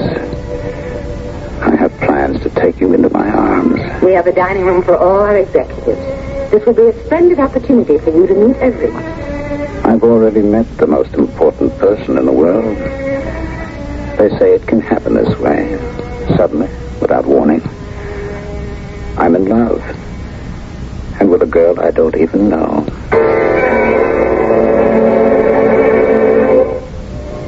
You can see the entire city from here. Of course, it's been considerably rebuilt. Yes. That's right. You said you had been here during the war. Were you in Munich? Well, I was over Munich. Oh, you were a flyer. I was. Flight crew. I remember. I was just a child.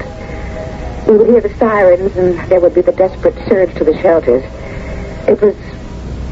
well, we were over London and Rotterdam and other places, so why complain? Why should we talk about wars? It's another world today. A better one. Yes. I complimented you on your German, and everyone here is amazed that you speak it so well. Where did you learn?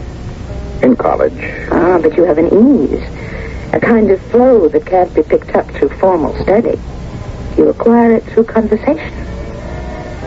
Were you a prisoner? How did you know? You were a flyer, so I could assume you were shot down. Well, not all flyers were shot down. I could be wrong. But I also recognize that your German is, well, it's dated. Dated? Well, it's the same with English. Style and pronunciation and idiomatic things change. How couldn't you tell immediately if someone was using the kind of English spoken 30 or 40 years ago? Well, if somebody said hubba hubba, I guess I would. I remember that. I was a little girl, and this big American soldier gave me a stick of chewing gum, and he said, hubba hubba. I could never find out what it meant. Well, neither could I. So, you were a prisoner? Yes. Where? Well, somewhere around the Baltic, and I had to serve as interpreter. Well, if you're finished with your coffee, I should like to have you meet some of our local marketing people.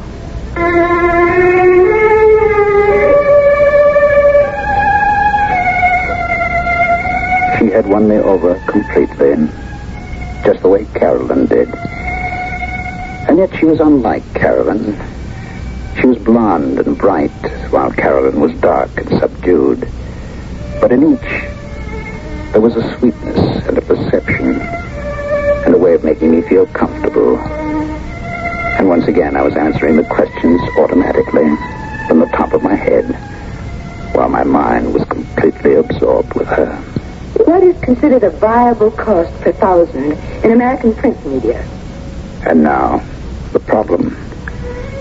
How do I go about this? I see you on here as a rather interesting reaction. His idea is to expand our appeal in every age group. Can I be accused of making a play for her to ensure landing the account? Is it true that emphasis on quality alone is not enough? I know what I have to do. I have to get her alone, away from all these people, and just tell her I love her. Because until I do, I'll never know a moment's peace.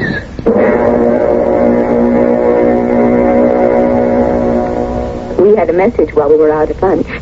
My brother Dietrich has been detained, but he'll be here as soon as he can. He's anxious to meet you. So, is there anything you'd like to talk with me about? Anything else I can tell you about the corporation?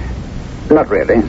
We are a large and complicated firm, and you've been exposed to a great deal. More than enough for one day. There is something I'd like to tell you. Yes? Well, as I think about it, I don't know how this is going to sound, and I'm not even sure this is the time to say it. One of the basic principles of New World is absolute frankness. That's good. Everyone is encouraged to speak his mind. Well, then I shall speak mine.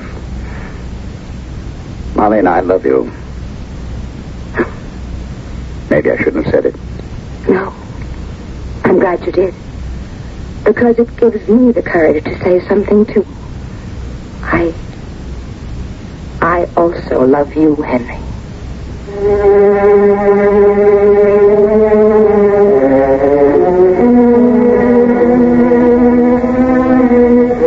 And that's how it can happen. One day, without any warning whatsoever, in a strange country, a woman he doesn't even know. I love you is generally what people say at the end of a story. But in ours, why does this declaration of love occur at the beginning? Well, you know what they say about the course of true love. I shall return with Act 2 in just a few moments.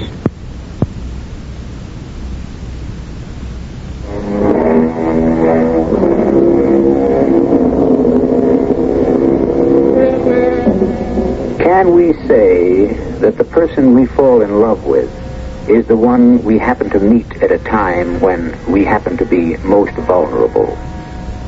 Is all love love at first sight? And do we merely delay announcing it because we pretend we are getting to know the loved one better? These are personal matters of taste and temperament.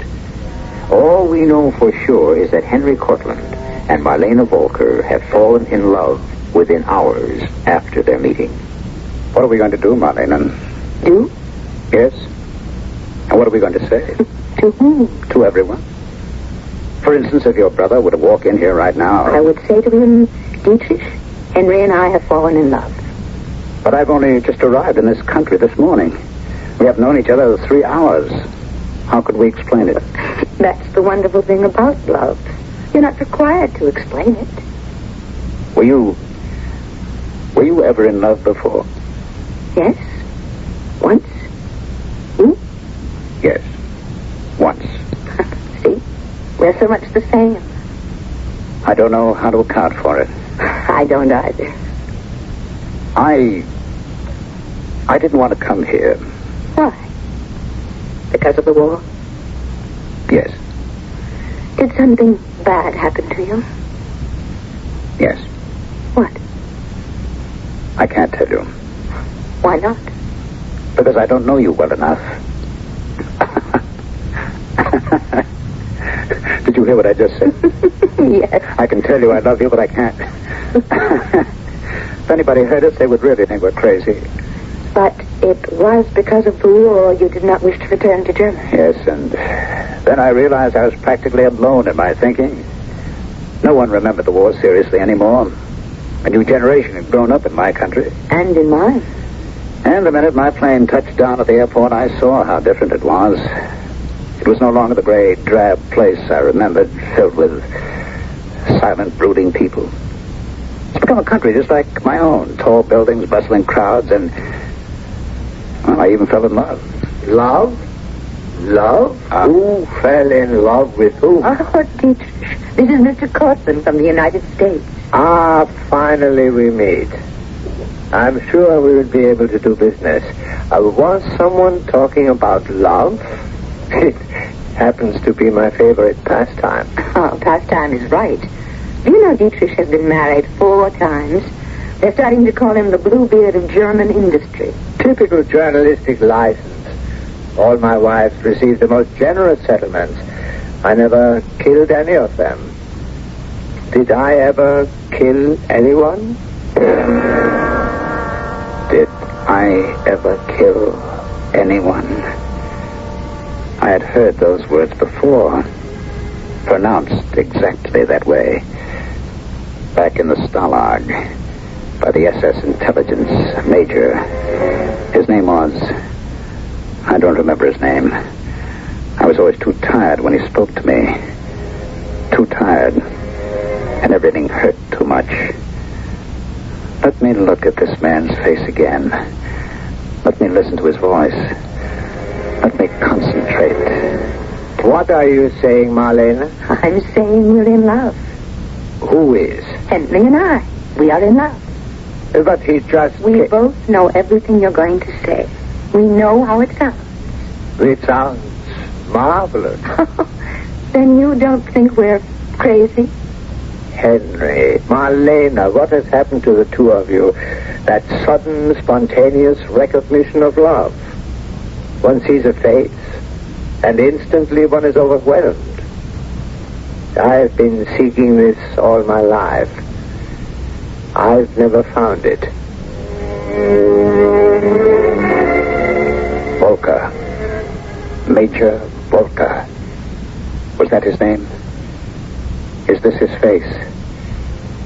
Yes, it must be. It has to be. The way he just said, did I ever kill anyone? Did I ever kill anyone? Did I ever kill anyone, Lieutenant Cortland? I never killed anyone. I never have to kill anyone. My prisoners kill themselves through stupidity. What do you want, Major?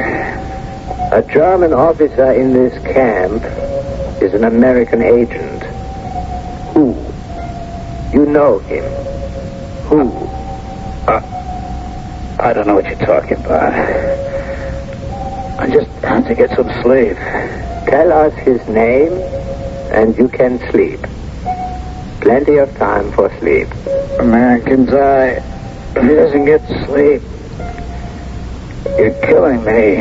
No. No. You are only killing yourself.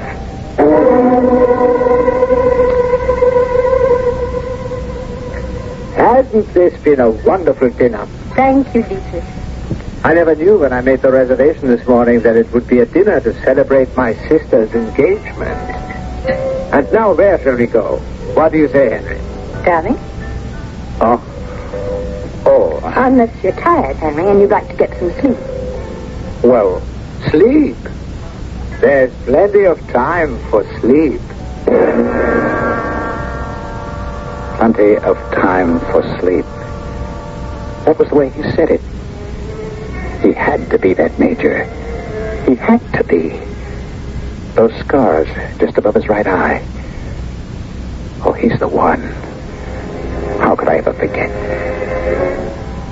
Plenty of time for sleep. Well, there is such a thing as jet lag. Oh, that is an old wives' tale. And since when do those old wives fly in jets? A man needs his rest. Listen to the way she talks now that you're hooked. Pay attention to this, Henry.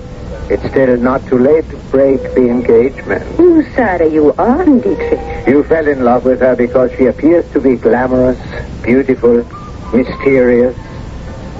And once she has got you, she shows her essential nature. She becomes a housefrau. If you think an American housewife is something, wait till you experience a German housefrau. And who should know better than you? Maybe you are right. Besides, I must be getting older. Time was when I could party all night and still be at the office bright and early. We must all be at the office bright and early. And hear Henry tell us how to sell New World in America.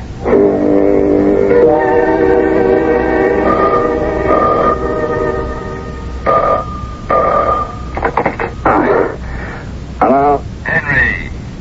George. Do you know what time it is here? Yeah, well, I can't help it. I have to know how things are going. George, I've got to get some rest. Look, I'm nervous. About what? Everybody knows we're pitching this account at New World.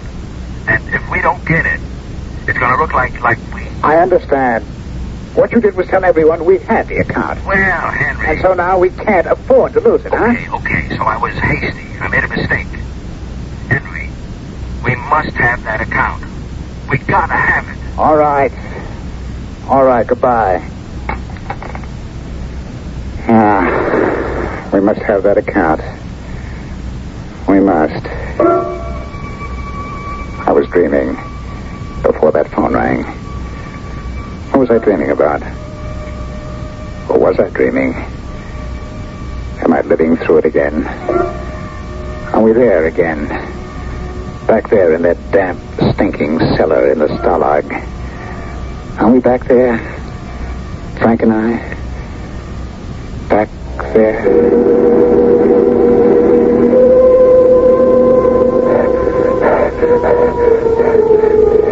Henry, you give me some water? I can't, Frank, I can't.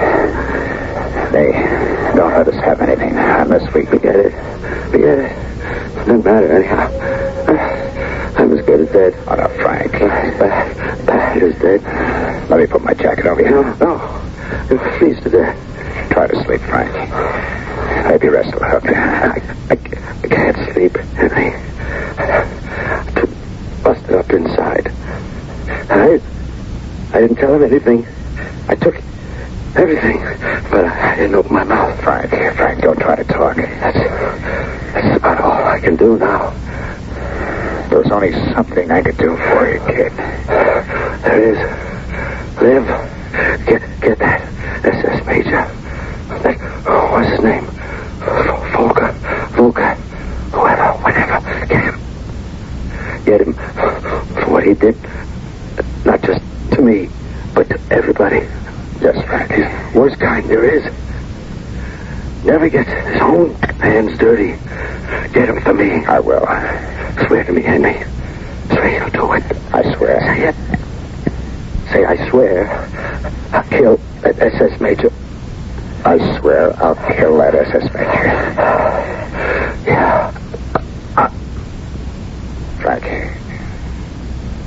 Frank. And so you see the entire campaign is coordinated.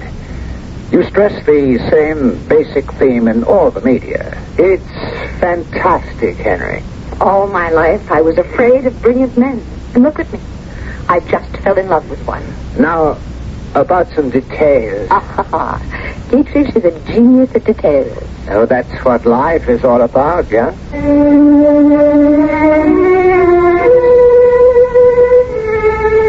He was talking to me. And I must have been answering him because what he wanted to know was stuff I could discuss in my sleep. And someone else was talking to me, too. Someone else.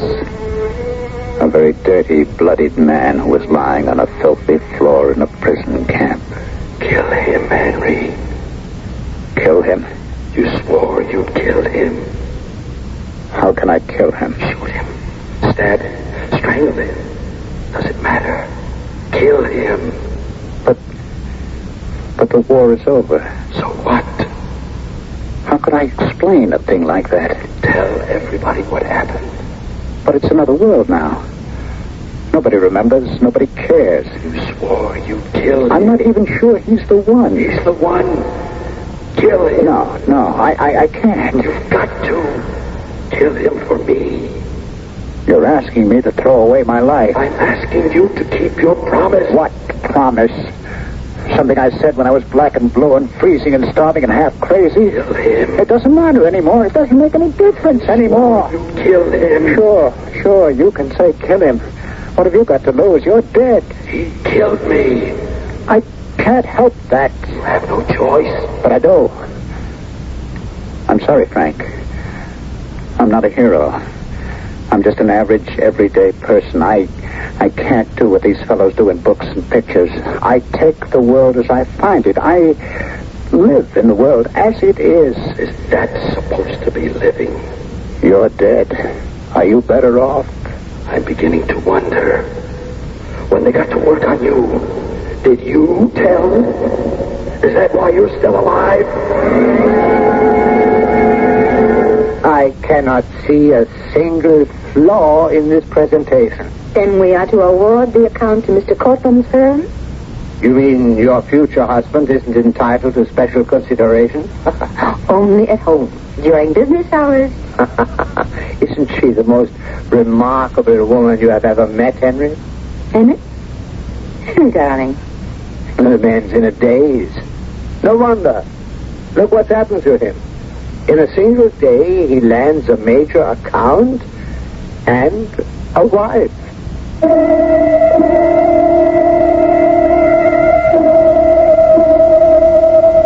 And what would you do? Confront Dietrich and have it out? Sure you would. sitting there in your comfortable chair. But Henry has a great deal to lose. But you say, we listen to these tales because we want heroes. Heroes who are not afraid, the way we are. Well, we still have a third act. We may come across a hero yet.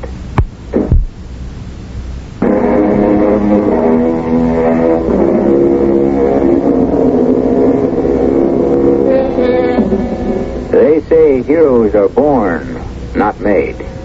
And this seems to be true from Henry Clay Cortland's viewpoint. Oh, Henry looks like a hero. He appears to be the kind of person who can certainly take care of himself. But he has a chance for heroics, and evidently he has chosen to turn it down. Something no true-born hero would ever think of doing.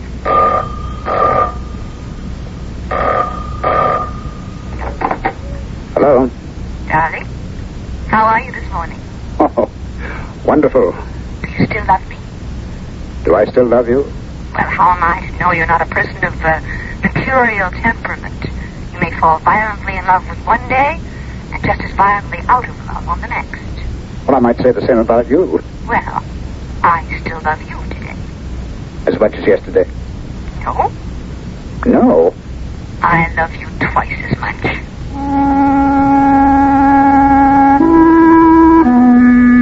And it was true. We loved each other even more. I put everything else out of my mind. The past, the prison camp, Frank, the major. I lived a new life in a new world, and there was nothing I could do about what may or may not have been a lifetime ago.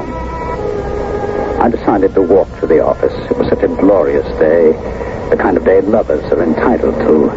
And I didn't see the speeding automobile that seemed to be bearing down on me. If a wide-awake youngster who happened to be crossing at the same time didn't trust me, I would have been killed. Hey, watch where you're going, you half-wit. The boy who had pushed me to safety smiled at me. I had shouted my anger at the driver in English, and I looked at his face closely. I owed the boy my life, and his face became familiar. But it seemed older. It was... Oh, good Lord. It was Frank. Frank. Am I going crazy? You've got to kill him, Henry. I... Him or you.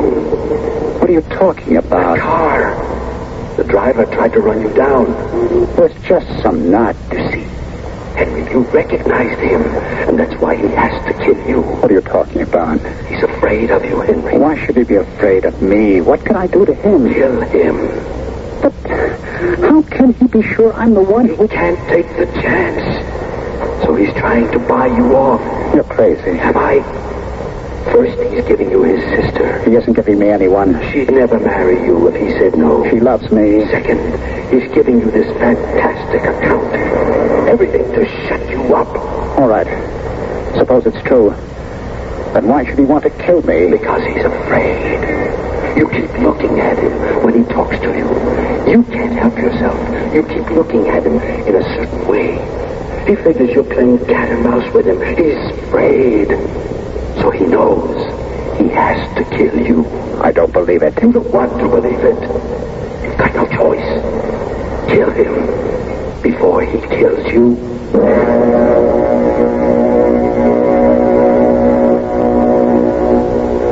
Oh, isn't it beautiful out here? Yes, darling. It reminds me of the mountains back home. Henry? Yes. Had you ever met my brother before? Dietrich? Mm-hmm. Why do you ask? Well, it could be my imagination. What could be your imagination? Whenever we've all been together, it seems to me that you've been staring at Dietrich. Oh, I wasn't aware that I was staring. But you really didn't ever meet Dietrich, did you? I don't know where I could have. Has he ever been to America? No. Well, I've only been here during the war. What was Dietrich doing during the war?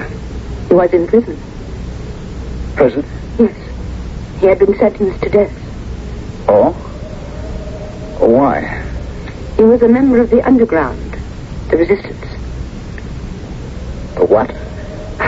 Many people are not aware of it. But we had an anti-Nazi underground here, too. Well, you say he was sentenced to death. How did he get out? They really didn't know what they wanted to do with him. And they thought maybe they could get more information out of him by keeping him alive. And finally, his friends helped him escape. Oh. So, I don't really think you ever might have seen him before. I suppose not. Perhaps someone who looked like him. Perhaps. Those were such bad days. Bad days for all of us. Why are we even talking about them? We should be talking about us.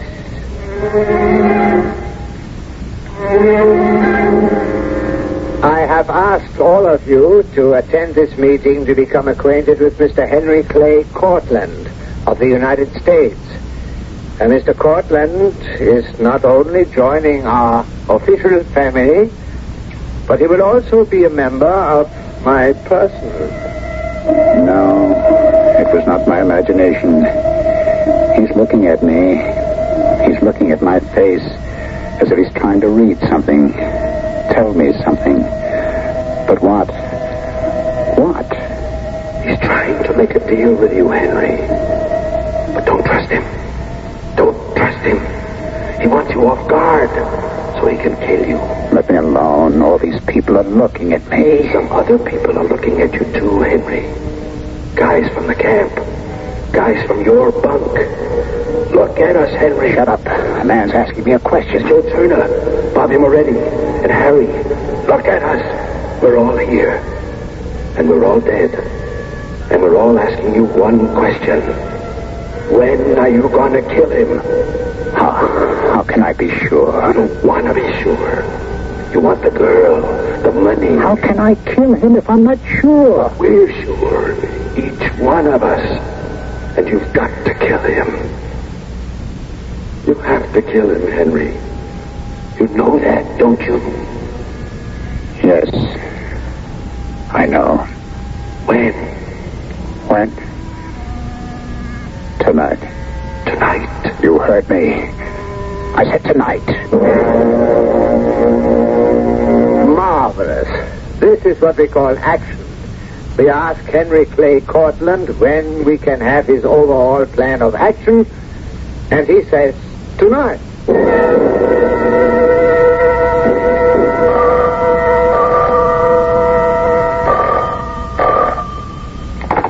Hello. Henry, Dietrich here. How are you coming on the plan? Oh, how am I coming here? Fine. Why don't I send a limousine over for you and you can work here at my house? Your house? It's more spacious, comfortable, and you and I can chat. Why not?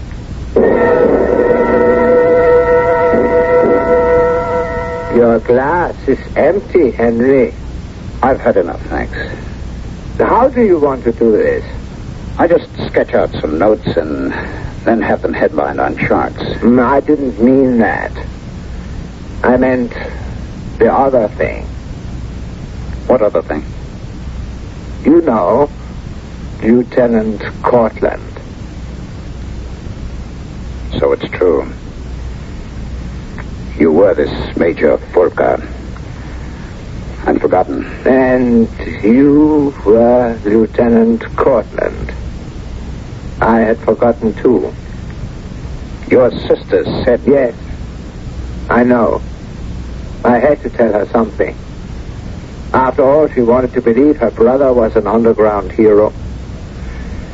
She was half right, my sister was, and that's because I told her a half-truth.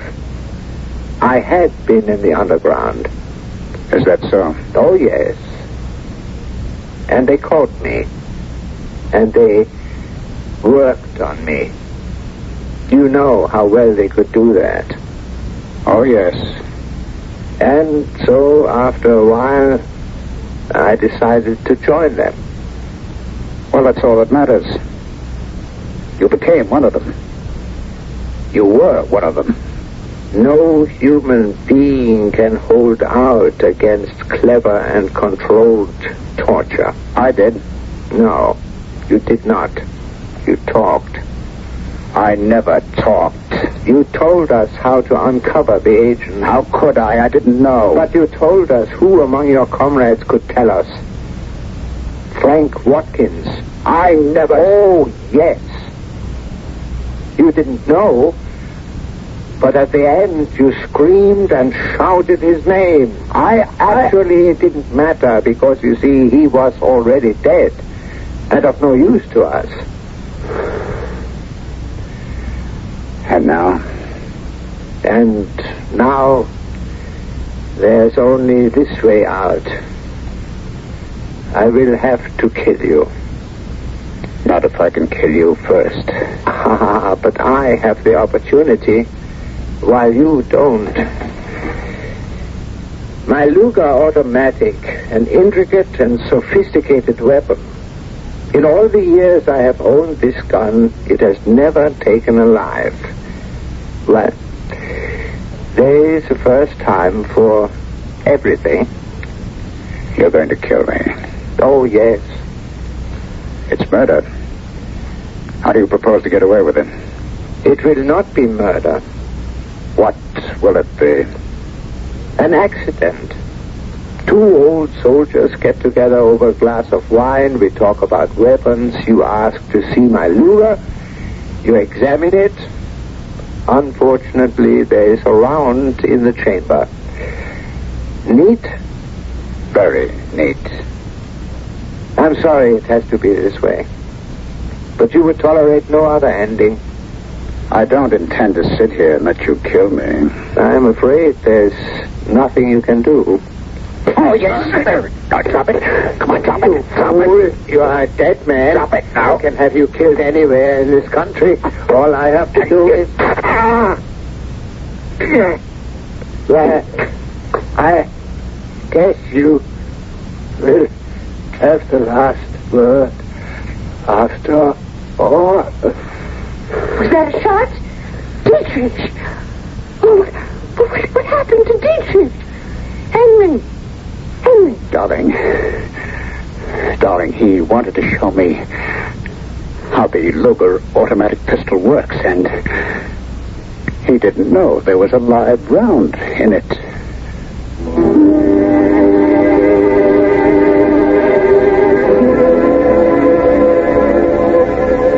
How much did Marlena hear before she came into the room? What did she know before she came into the room? Who knows what takes place in the heart and mind of another? All we know is the outside of what we see. And what we saw was that Henry and Marlena fell in love. What I can tell you is that they got married. And as far as I know, they are still quite happy. And you'll be happy if you wait to hear what I tell you when I return shortly.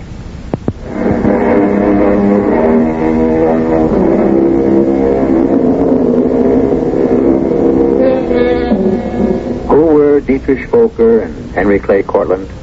They were two people out of millions whose lives and fates were formed by forces beyond their control. At one time, a man could choose to die for his beliefs, but no more.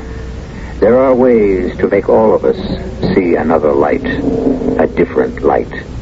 But here, we have the same light 7 times each week, and you are invited to bask in the glow. Our cast included Ralph Bell, Patricia Wheel, Robert Dryden, and Nat Poland. The entire production was under the direction of Hyman Brown.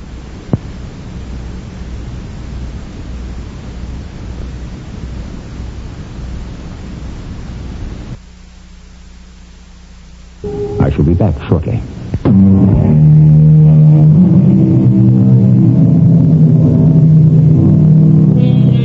In an effort to interpret ourselves to ourselves, I offer you the words of a Roman poet named Catullus, who lived 2,000 years ago. I hate and I love. Why I do so, I do not know, but I feel it, and I am in torment. Perhaps when we comprehend a little better our own torment, we will better understand the torment of others, and in consequence be a little kinder to one another. Is that not possible? I leave it up to you. Our cast included Christopher Tabori, Terry Keane, Russell Horton, and John Beal. The entire production was under the direction of Hyman Brown. This is E.G. Marshall inviting you to return to our Mystery Theater for another adventure in the macabre. Until next time, pleasant dreams.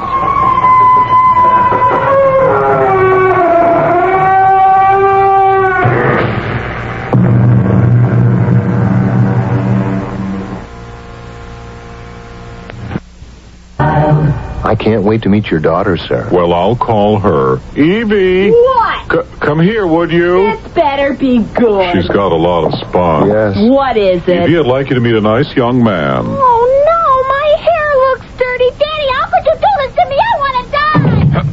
I'm afraid her cream rinse makes her hair a little greasy. May I suggest agree? Of course you'd agree. All you have to do is look at her. No, agree cream rinse and conditioner. It helps stop the greasies. Really? Sure, after I shampoo, I use agree cream rinse and conditioner. And it helps stop the greasies. Right. Gee, it sounds like I would like agree, too. Well, agree cream rinse and conditioner is 99% oil-free. Evie, stop crying. I'll go get some agree. And after you use it, I'll drive you to the movies, okay, Evie?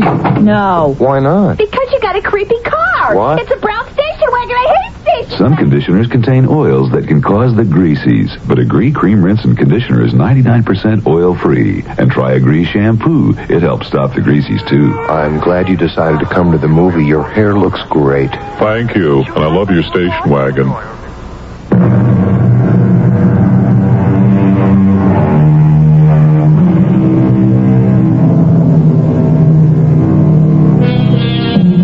Was our story one of deep remorse or inexorable fate? I don't know. I leave you only with another quote from Omar Khayyam. The moving finger writes, and having writ, moves on. Nor all the piety nor wit shall lure it back to cancel half a line, nor all your tears wash out a word of it. Our cast included Jack Grimes, Belika Gray, Court Benson, and Russell Horton. The entire production was under the direction of Hyman Brown. This is E.G. Marshall inviting you to return to our Mystery Theater for another adventure in the macabre. Until next time, pleasant dreams.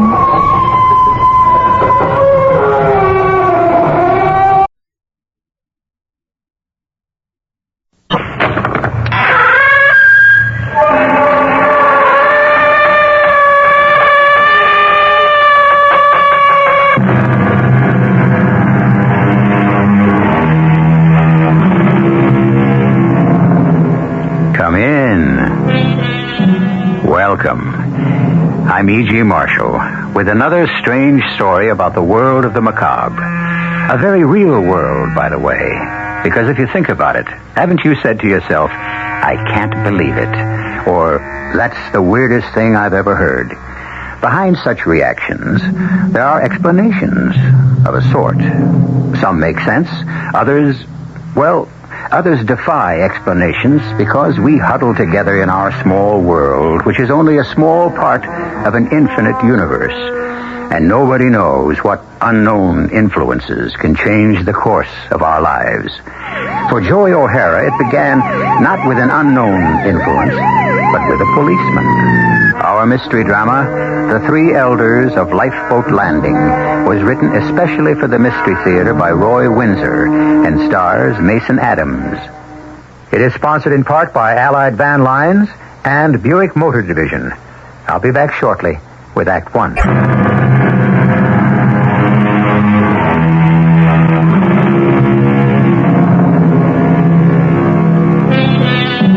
What began innocently enough, many of us have been stopped at least once for exceeding the speed limit, was to lead Joey O'Hara into an experience so devastating that until now it could never be told. And even now, names have been changed.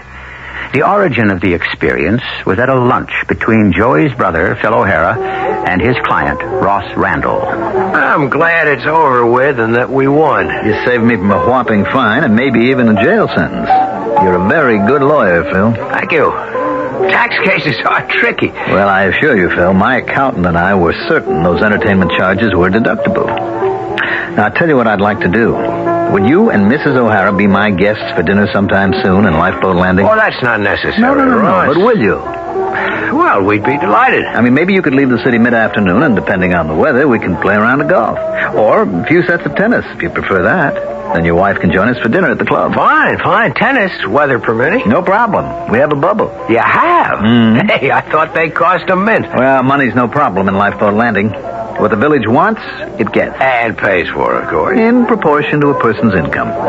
Lifeboat Landing is ideal, Phil. I know you'll enjoy seeing it. Well, I look forward to it. Carol and I, we have 2 small children, and we've been thinking about moving out of the city. School's expensive, and we think we'd like to have them grow up in one of the suburbs. Well, Lifeboat Landing is not exactly a suburb, Phil. We're a village of 4,000 in southeastern Long Island. Actually, it's more rural than suburban. Beautiful homes, clean air, no crime. Really? No crime? None. Now, if you and Mrs. O'Hara have any interest in moving out our way, I don't think there'd be any problem. Just bring the money to the real estate agent. Not quite. First, you have to be approved by the 3 elders. Oh? It's like being okayed by a private club? Well, kind of yes and no. It's an integrated village, but the 3 elders... Who are? Overseers, if you will. They decide if a family is suitable for us and we for them. Only then is a family allowed to buy property in Lifeboat Landing. Well, isn't that discrimination? We refer to it as selection. I see. And what happens if one of the 4,000 strays from the beaten path? It's not a beaten path, Phil. It's an organized, disciplined, and worry-free way of life. Yeah, but what if someone gets out of line? Then what? The 3 elders get him back on line, or he leaves.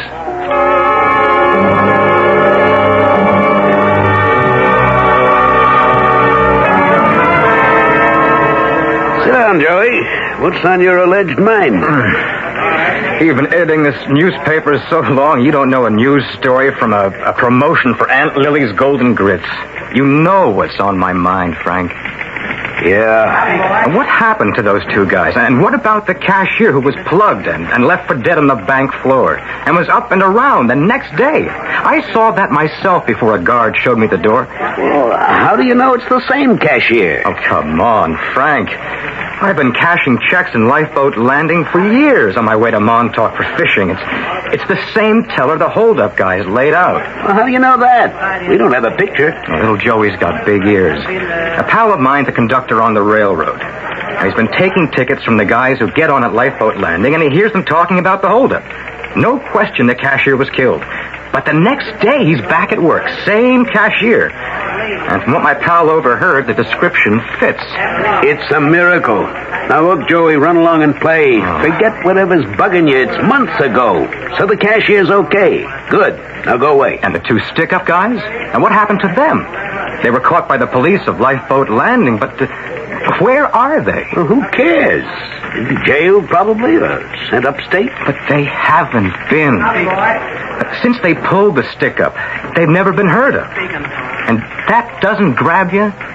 Frank. Now, let me give you some advice. I've been sitting at this desk for a long time. Lifeboat Landing's unique. Nothing that happens out there ever gets reported. I mean ever.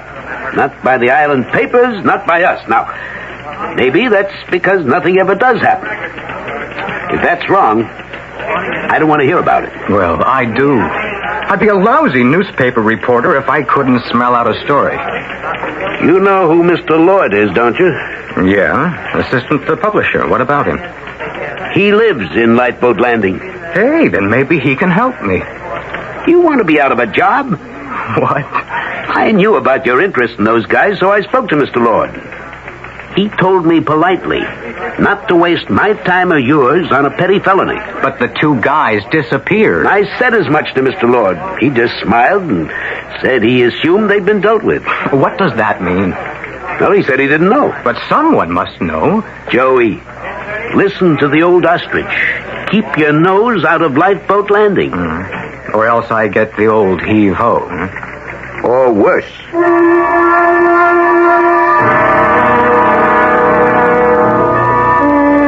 Let me help you, darling. Thank you. Oh, what a lovely room. Yeah, this is the grill. The main dining room is upstairs. Nice, isn't it? What are those cages out there? They're platform tennis courts. The pool is just beyond them, and the golf course winds around it along the shoreline. I think it's beautiful. Mm-hmm. You saw the tennis bubble as we drove in. Very impressive. This place must cost an arm and a leg. Would you believe $500 a year for everything except food and drink? It can't be. Yeah, Ross Randall told me. He ought to know. And the food is excellent. I had a late lunch here with him. I've never tasted better scallops. Is he joining us? Yeah, any minute. He stayed on in the sauna. He's having a rub down. I showered and I came up to look around. Yeah, you are right, Carol. It is impressive. Are we staying here or are we having dinner at Mr. Randall's house? I don't know why. Well, if we're serious about moving out of the city, I'd like to see the inside of one of these elegant homes. I didn't see anything we could afford. I wandered around a bit, and this village is one estate after another. The houses must cost a fortune, so you can imagine what's inside of them. Yeah, I'm glad we had a chance to see the place. You told Mr. Randall we've been thinking of moving out of the city. Yeah. And he's pushing Lifeboat Landing. He's not pushing it, Carol. You move here by invitation. I don't like the idea of someone passing judgment on whether or not we're good enough for a place like this. Judgments are passed every day by each of us, darling. Don't sound like a lawyer. You know what I mean. Why can't we live where we please? We can, but not in Lifeboat Landing unless the three elders say we can. Phil, that's not democratic. I agree. It's autocratic. But can you put down these benefits? How did this place come about? Do you know? Well, we'll ask Randall. He could... wait a minute. Here he comes. So very glad you could join us for dinner, Mrs. O'Hara. Thank you. You have a beautiful club, Mr. Randall. And the village, it's like a picture postcard. So you did have a chance to drive around? Well, just for a half hour. But I'm as impressed with the village as Phil is with your club. Are the dues really only $500 a year? Why should they be more? That amount is adequate to meet our costs. There are 1,000 families here, about 4,000 persons. Every family belongs to the club. 500,000 is more than enough to meet our bills. How did all this come about? I was asking Phil. Well, many years ago, this was just another potato farming area. Uh-huh. But about 35 years ago, a few men decided to buy the acreage and found a village of carefully screened families whose frustrations were common to all. Yeah, the interdependent community. You said it was something like that, I think. That's right. Color, race, religion meant nothing. We wanted families that believed in honesty, the work ethic, high cultural standards, and who abhorred waste, ugliness, and crime. Now, if in the judgment of the three elders a family qualified for residence here, they could make it possible. By saying, okay, you may buy the house? Oh, much more than that. We would make certain that you could buy the house at a price you could afford. I'd be in debt for life. No. Only a debt to the community. Now, you're a lawyer, Phil. If you bought a house in Lifeboat Landing for a pittance, your debt to the community would be as a lawyer. At any time, you might be called on to prosecute or defend for us at no fee to you. That's what we mean by interdependence. Isn't that kind of communistic? No, Mrs. O'Hara. We are elitist in spirit. We believe in the uncommon man.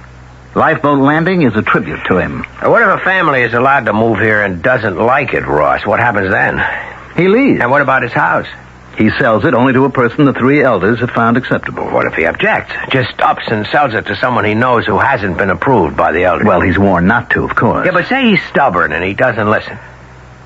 Then his house might be razed. Level to the ground?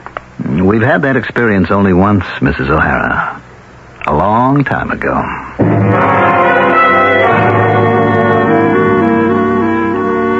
Well, Ross? We could use another lawyer, Fritz. He seemed all right. He helped me wriggle out of that tax evasion suit. He's tractable. I don't know about the wife. Neither do I. Handsome woman, quite intelligent, but her mind's still filled with cliches. It would take time to get her to accept our kind of ordered society. I don't understand minds like that. Here we offer everything, literally everything, but the Mrs. O'Haras of the world treasure more than anything the right to defy, to act independently. Well, she might come to see that in time. The system works. Oh, which reminds me, Ross, Mr. Lord spoke to me about one of his reporters who is interested in those two hoodlums who held up the bank and shot the cashier. No. That's all been disposed of, hasn't it? It was at the time. You did a miraculous job, Fritz, in saving his life. I won't ask you how you got him back on his feet the next day, but I marvel at your skill. Thank you. Who's the reporter who might come snooping around? Joey O'Hara. Your Phil O'Hara's brother. Oh, I see. That's too bad. Well, we'll be on the alert for him. Yes. He could be an embarrassment. So, you and I have doubts, yes? Yes. Let's have Larson show the O'Haras some houses, and then we'll meet and hear his opinion. Phil's all right, but I'm not sure about his wife. And the reporter brother, if he becomes persistent, you'll know what to do.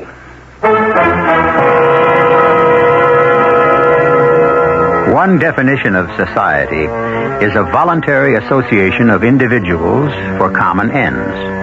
Chemists get together and presumably talk chemistry. Nothing wrong with that. But a village of 4,000 in which, it would appear, everyone thinks and acts alike. As Americans, we hold many truths to be self-evident, and one of them is the right to protest, but not in lifeboat landing, as we will learn when I return with Act 2.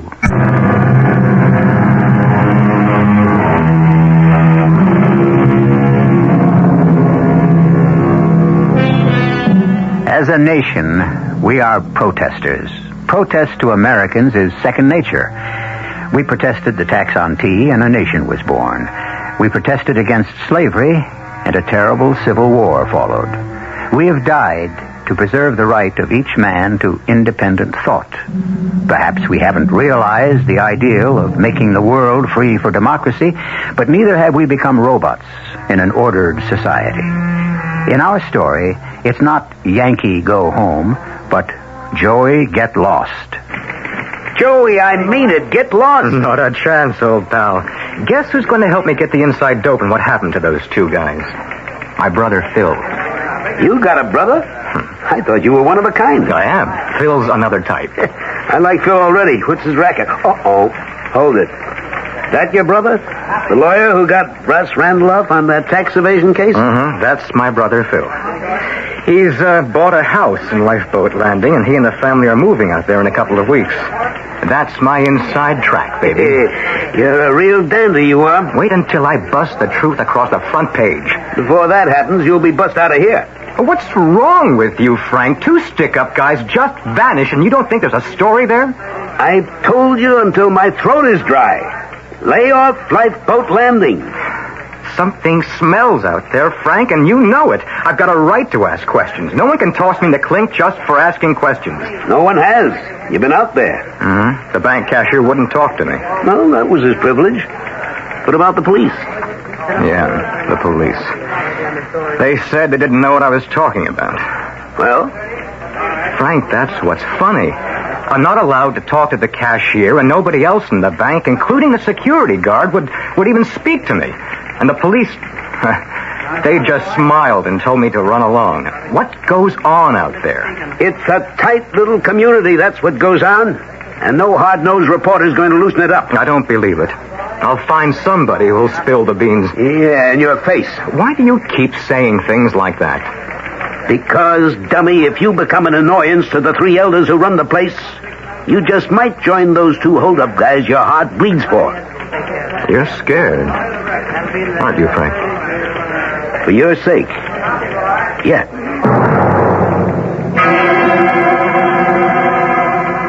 Thank you, officer. That will be all. Yes, sir. Good night, gentlemen. You run a pretty high-handed community. Yes, Mr. O'Hara. We do. I go over the speed limit by 10 miles an hour. But you did go over the limit. Isn't that so? Get it over with. How much? Well, there's no fine. Only a warning. Swell, but I got the message when the cop picked me up, so what's the point of this little get-together? There are several points, Mr. O'Hara. You're Ross Randall, right? That's right. And it was your brother Phil who defended me in a tax suit and who has since been allowed to move to Lifeboat Landing. So I heard. I was on my way to his housewarming party. We won't keep you. But as Dr. Heinemann just said, we must give you a warning. Okay, shoot. If you're arrested again, you'll be sent to prison for 30 days. In your hat? No. in our jail. You couldn't wait with that. That is not worth commenting on, Mr. O'Hara. As Mr. Randall has said, you're 30 days. Then I'd sue you in every court in the land. What kind of garbage are you trying to hand out? Another warning. You are now members of this community. For his sake, I hope you won't become an embarrassment to them. You mean an embarrassment like asking what happened in that bank robbery and to the 2 stick-up guys who disappeared? I'm a newspaper man. There's a story there, and I'm going to dig it out. Or fish it out, if you get what I mean. I have no idea what you're talking about. And I don't suppose you have either, Mr. Randall. Mr. O'Hara, this is a civilized village. We don't have crime here. If crime enters our community, we deal with it quickly and discreetly. That's why you've been brought before us. Don't break our laws. We obey them, and visitors must. And for your own sake, stop your search for those imaginary hoodlums. All right, you're free to go. Won't you stay overnight, Joey? No, thanks, Carol. Forget what happened, kid. It's not a federal case. Well, it's going to be before I get through with it, Phil. And you're going to help me. You're back on the vanishing stick-up, man. Give up. That happened months ago. I wish you'd forget it. How can you say that? Don't you care? It's none of my business. And you've been told that it's none of yours. And the more I'm told to lay off, the surer I am that there's something strange about lifeboat landing. No, not strange. Different is all. It is different. It's highly organized. Each of us helps the other guy. If I have a problem, I can get help. If someone here needs legal advice, I'm here to supply it as a neighborly obligation. Now, what's wrong with that? Everything.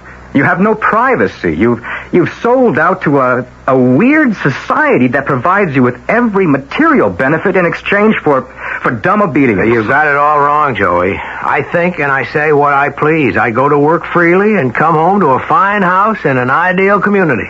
Phil, can't you see what kind of place this is? You call it an interdependent society. When persons spy on each other and lead plastic lives, that's what I call the police state. But, Joey, where else could we find all this? You'll admit it's a beautiful village.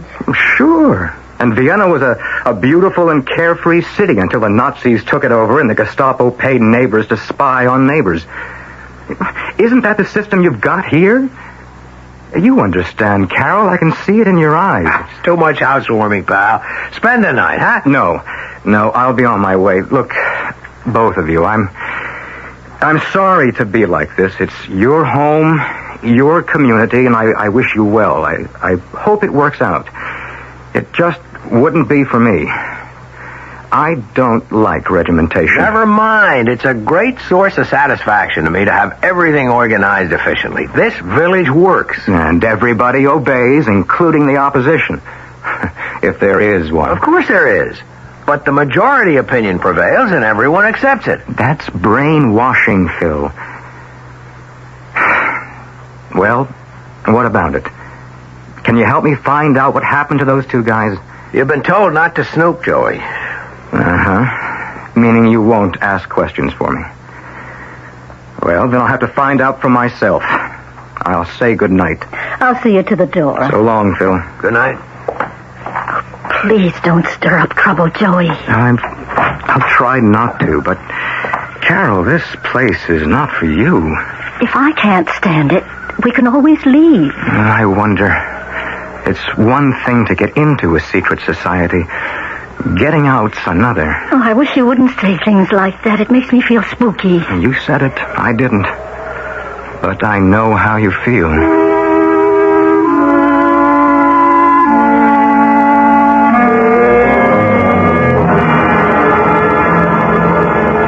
I thought you were entitled to know, Phil. Thanks, Ross. I appreciate it. I said pretty much the same things to my brother last night. He's a flag waver, you know. So I'm told. But, Phil, we just can't have him prying into the affairs of Lifeboat Landing. For our common good, the elders simply won't permit it. I know, and I agree. Now, we have no crime because our justice is swift and severe. That's the only deterrent to crime, Phil. Now, we're not cruel, but we are absolute. We've had thieves, and they've been banished.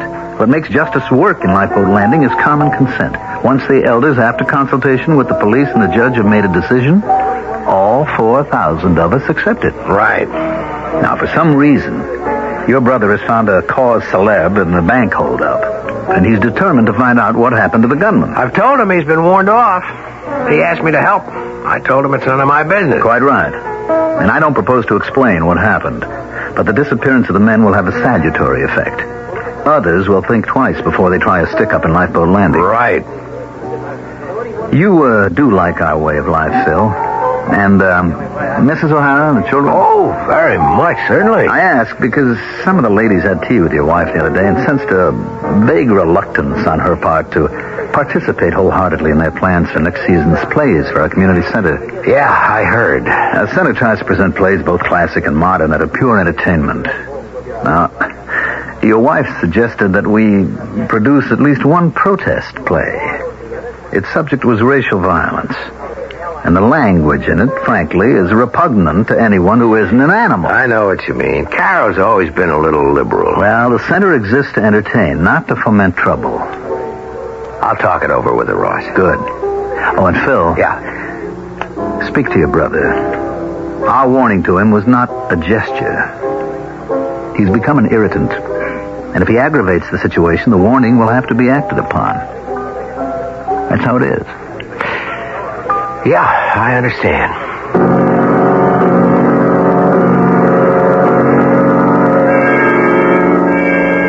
Just who does he think he is? Ross Randall warning me. All he said was if I broke the speed limit again, I'd go to jail for 30 days.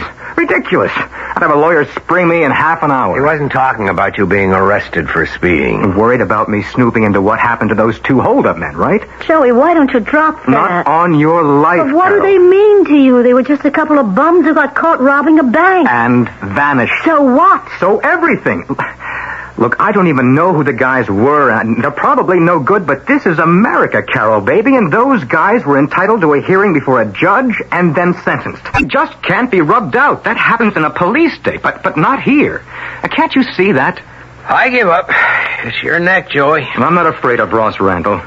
He's not going to feed me to the sharks the way he did with those two hold-up punks.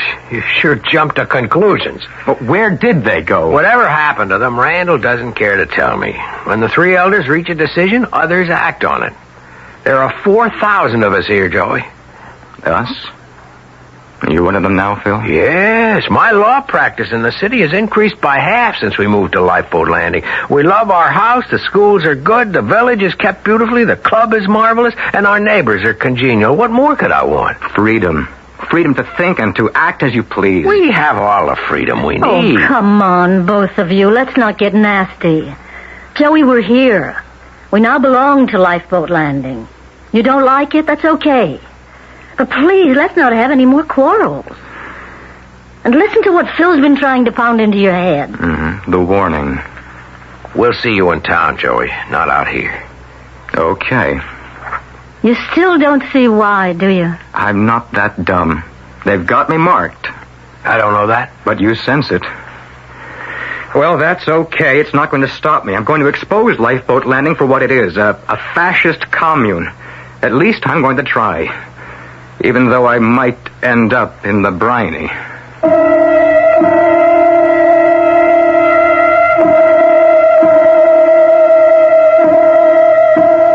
Aristotle wrote that democracy arose from men thinking that if they are equal in any respect, they are equal in all respects.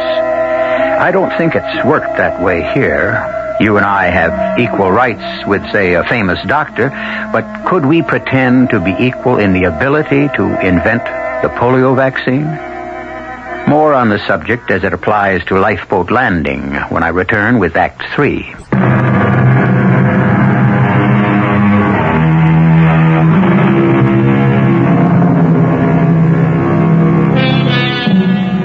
From what I've gathered so far, Lifeboat Landing on the southeastern shore of Long Island is the ideal community. Joey O'Hara disagrees. He's a newspaper man, of course, with a natural instinct for news, and he finds any controlled society repugnant. His curiosity was aroused by the disappearance of two men who held up the local bank and vanished. That's just what it is, Frank. So are some of the private clubs around town. What's wrong with that? Guys from the same college, band together, other guys who like boats, beer-drinking guys, they're all over town. But they don't decide flatly what taxes you're going to pay or what happens to a guy who holds up a liquor store. Okay. You got something up your sleeve. What is it? Take a look at this. There's a picture of some German soldier in a fatigue jacket. So? It's Dr. Fritz Heinemann. Who's he? Some small fry ex-Nazi? That's right. Well, there's lots of them still drifting around. This guy drifted to Lifeboat Landing. So what? Is he on the wanted list? No. He came here from South America and took out citizenship papers in 1950. So, what about him? He's one of the 3 elders of the village. Oh? Heinemann's the kind of guy who'd still be indoctrinated with law and order and obedience and a system of informers. Just what Lifeboat Landing has plenty of. So, Heinemann is an ex-Nazi. So what? So he and the other 2 elders, Ross Randall and some guy named Larson, rule, absolutely. That's why there's no crime. Somebody drifts into Lifeboat Landing and commits a crime he's never heard of again. You 2 stick-up men? They got it, Frank. It's easy to cover up 2 murders if 4,000 persons want it covered up. And what I want to do, Frank, is to begin to write a series of articles about the place. No good. You said nobody out there is willing to talk. What you think is one thing. But unless you got facts, we'd be inviting a libel suit. The paper can't print a story without possessing hard facts. You haven't got any. Oh, sure, you know about Heinemann, and you got a bug in your ear about the 2 hoods. But what have you got, really? Nothing. I've got more than that. But if the 3 elders weren't worried about an investigation, would they warn my brother that I could get hit? Would your brother testify that you'd been threatened? I don't know. I do. From what you've told me about him since he moved out there, your brother wouldn't talk. He's my brother. He's also a guy who'd probably like to stay alive.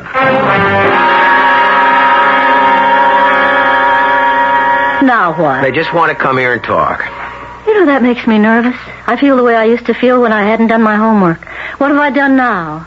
The play committee? Oh, no. I saw the light. No protest play for next season.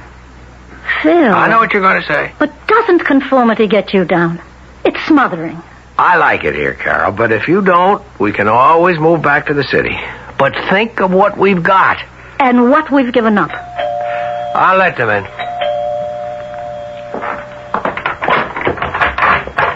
Hello, Ross. Hello, Fritz. Come on in. Thank you. We won't be 5 minutes, Phil. Good evening, Mrs. O'Hara. Hello, Dr. Heinemann. Ross, please sit down. Shall I stay, or please, do you want me? Please. What we have to say is for both of you. Sit down, Fritz.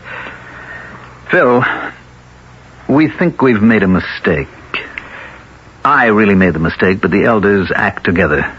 We share credit and errors.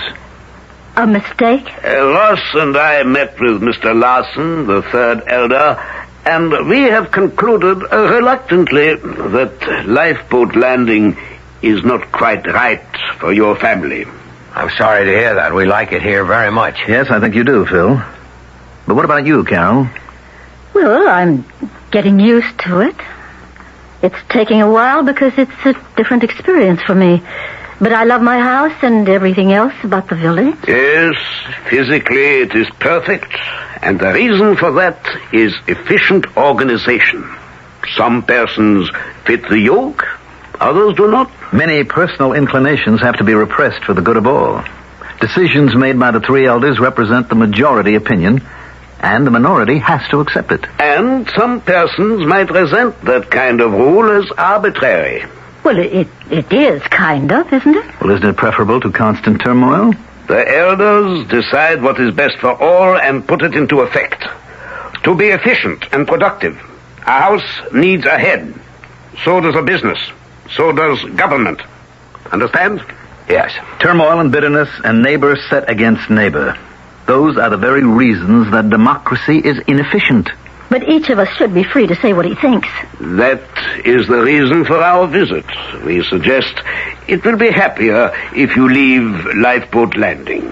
We would like to have you stay with us but not as dissidents. And then, Phil, there's your brother. I told him to stay away. It wasn't easy. I'm fond of him. He's still bent on making trouble. How could he? He can't, but he refuses to believe it. Now, I can give you one piece of news that you may not be aware of. He's been discharged from his job.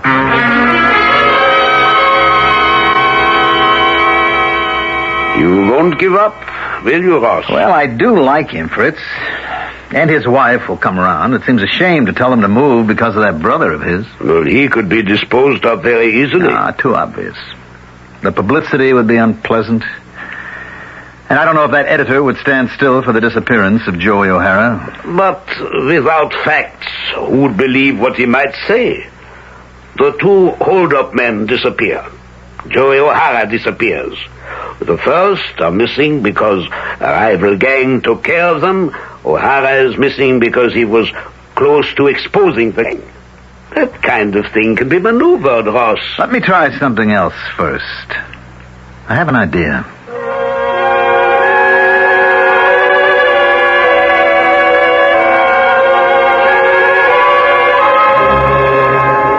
You sure it's okay for you to be seen with me, Brother Phil? Come off it. I mean it. You keep on associating with the headhunter, they'll kick you out of Boat Landing. They're going to? No. Oh, that's the best news I've heard in days. No kidding. When did this happen? Last night. After Heineman and Randall suggested we might be happier if we moved out, they told me that you'd been fired. I tried to get you. I was a float. Me and my editor, my pal Frank. I got him home and fell asleep in his living room. Sorry about your job. The editor warned you. Yeah, I know. Not his fault. The word came down from Mr. Lord. He's from Lifeboat Landing, you know. Well, I'm not sorry you're coming back to the city, Phil. That place bugs Carol. Oh, it's not definite. I suppose I'm the reason they want you out. Yeah, it's mostly you, yes. Well, I should be sorry, but I'm not. Heineman is a former Nazi. He settled in Lifeboat Landing and built a model brainwashed village. It works like a perfect clock. Great if you're a clock, you get wound up and just tick away. Heineman, a former Nazi? That's right.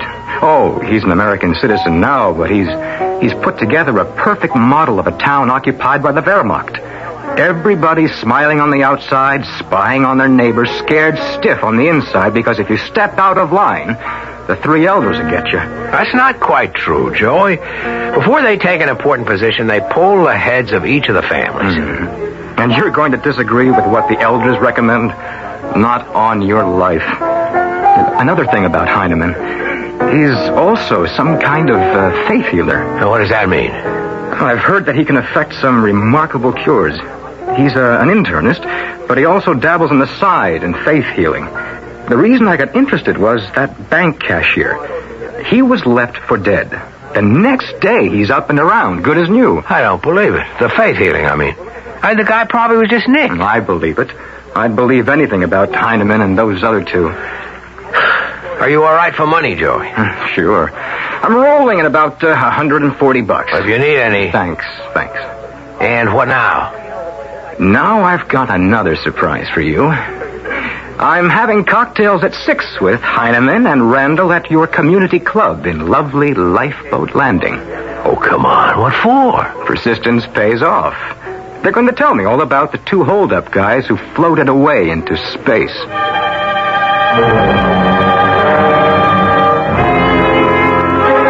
You're quite right, Mr. O'Hara. I was a member of the Nazi Party. I was deluded, as many of my companions were. That, however, was many years ago. I escaped to South America and then to the United States, where I am a citizen. Everyone in Lifeboat Landing knows this. Why is the fact so interesting to you? Because the government of Lifeboat Landing reflects an alien philosophy, your deluded philosophy of absolute rule. All of us here believe in a democracy controlled by the three elders who enforce the majority rule. So two guys stick up your bank and the majority approves, rubbing them out. Exactly. You admit you had them disappear? Yes. Without trial and without a defense? That's right. That's murder. It is self-preservation. Fear is our weapon, and all of us believe in it. And you place yourself above our accepted concept of law. We invited you here to demonstrate how justice works in our village. You were warned about speeding. Oh, don't tell me I'm going to be punished for throwing a cigarette in the street. You're not going to be punished at all. But you are about to be rendered ineffective in your attempt to expose us for our way of life, which includes, when it's necessary, the act of extermination. Oh, you're giving me a mighty juicy story, Mr. Randall. And you may feel free to write it if you want your niece, then your nephew, then Mrs. O'Hara, and then your brother to drop out of sight forever. You'd murder them? Drop your investigations, or that's exactly what will happen. Oh, they're getting out of this sick place. No, they are going to remain. We had thought of telling them to leave and then of dealing with you. This way will be less troublesome. With you alive, no one will believe your story. I'll notify every law enforcement agency in the country. And who would believe you? Your niece is drowned at the beach. Your nephew? Well, why go on? You do that? Oh, yes. That's fiendish. We like our way of life, and no one will be allowed to interfere with it. All right, now you're free to go. We've warned you, and I assure you we can act.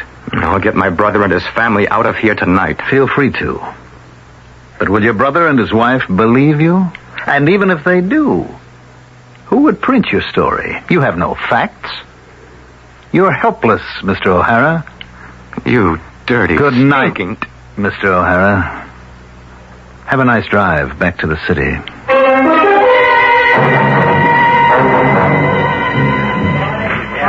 Where are you calling from, Joey? What? You say they'd knock off your family one by one? Joey, are you sober? All right, save the language. Huh? Yeah. I'll do better than that. I'll have the state police escort Phil and his family back to New York. And I'll bust the story all over tomorrow morning's paper. Yeah, it may cost me my job, but I'd be a real jerk not to save 4 lives. Make that 5. Well, they get you too, Joey. Okay, pal. Hang up and hide out. I'll take over.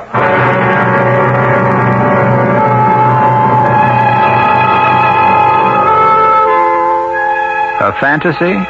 Of course. It really can't happen here. But back in 1935, Sinclair Lewis thought it could. And it was he who anticipated the monstrous war fomented by a madman who wanted to impose a rigid order on Europe and then on the rest of the civilized world. He failed, just as tyranny failed in the strange village of Lifeboat Landing. I will return shortly.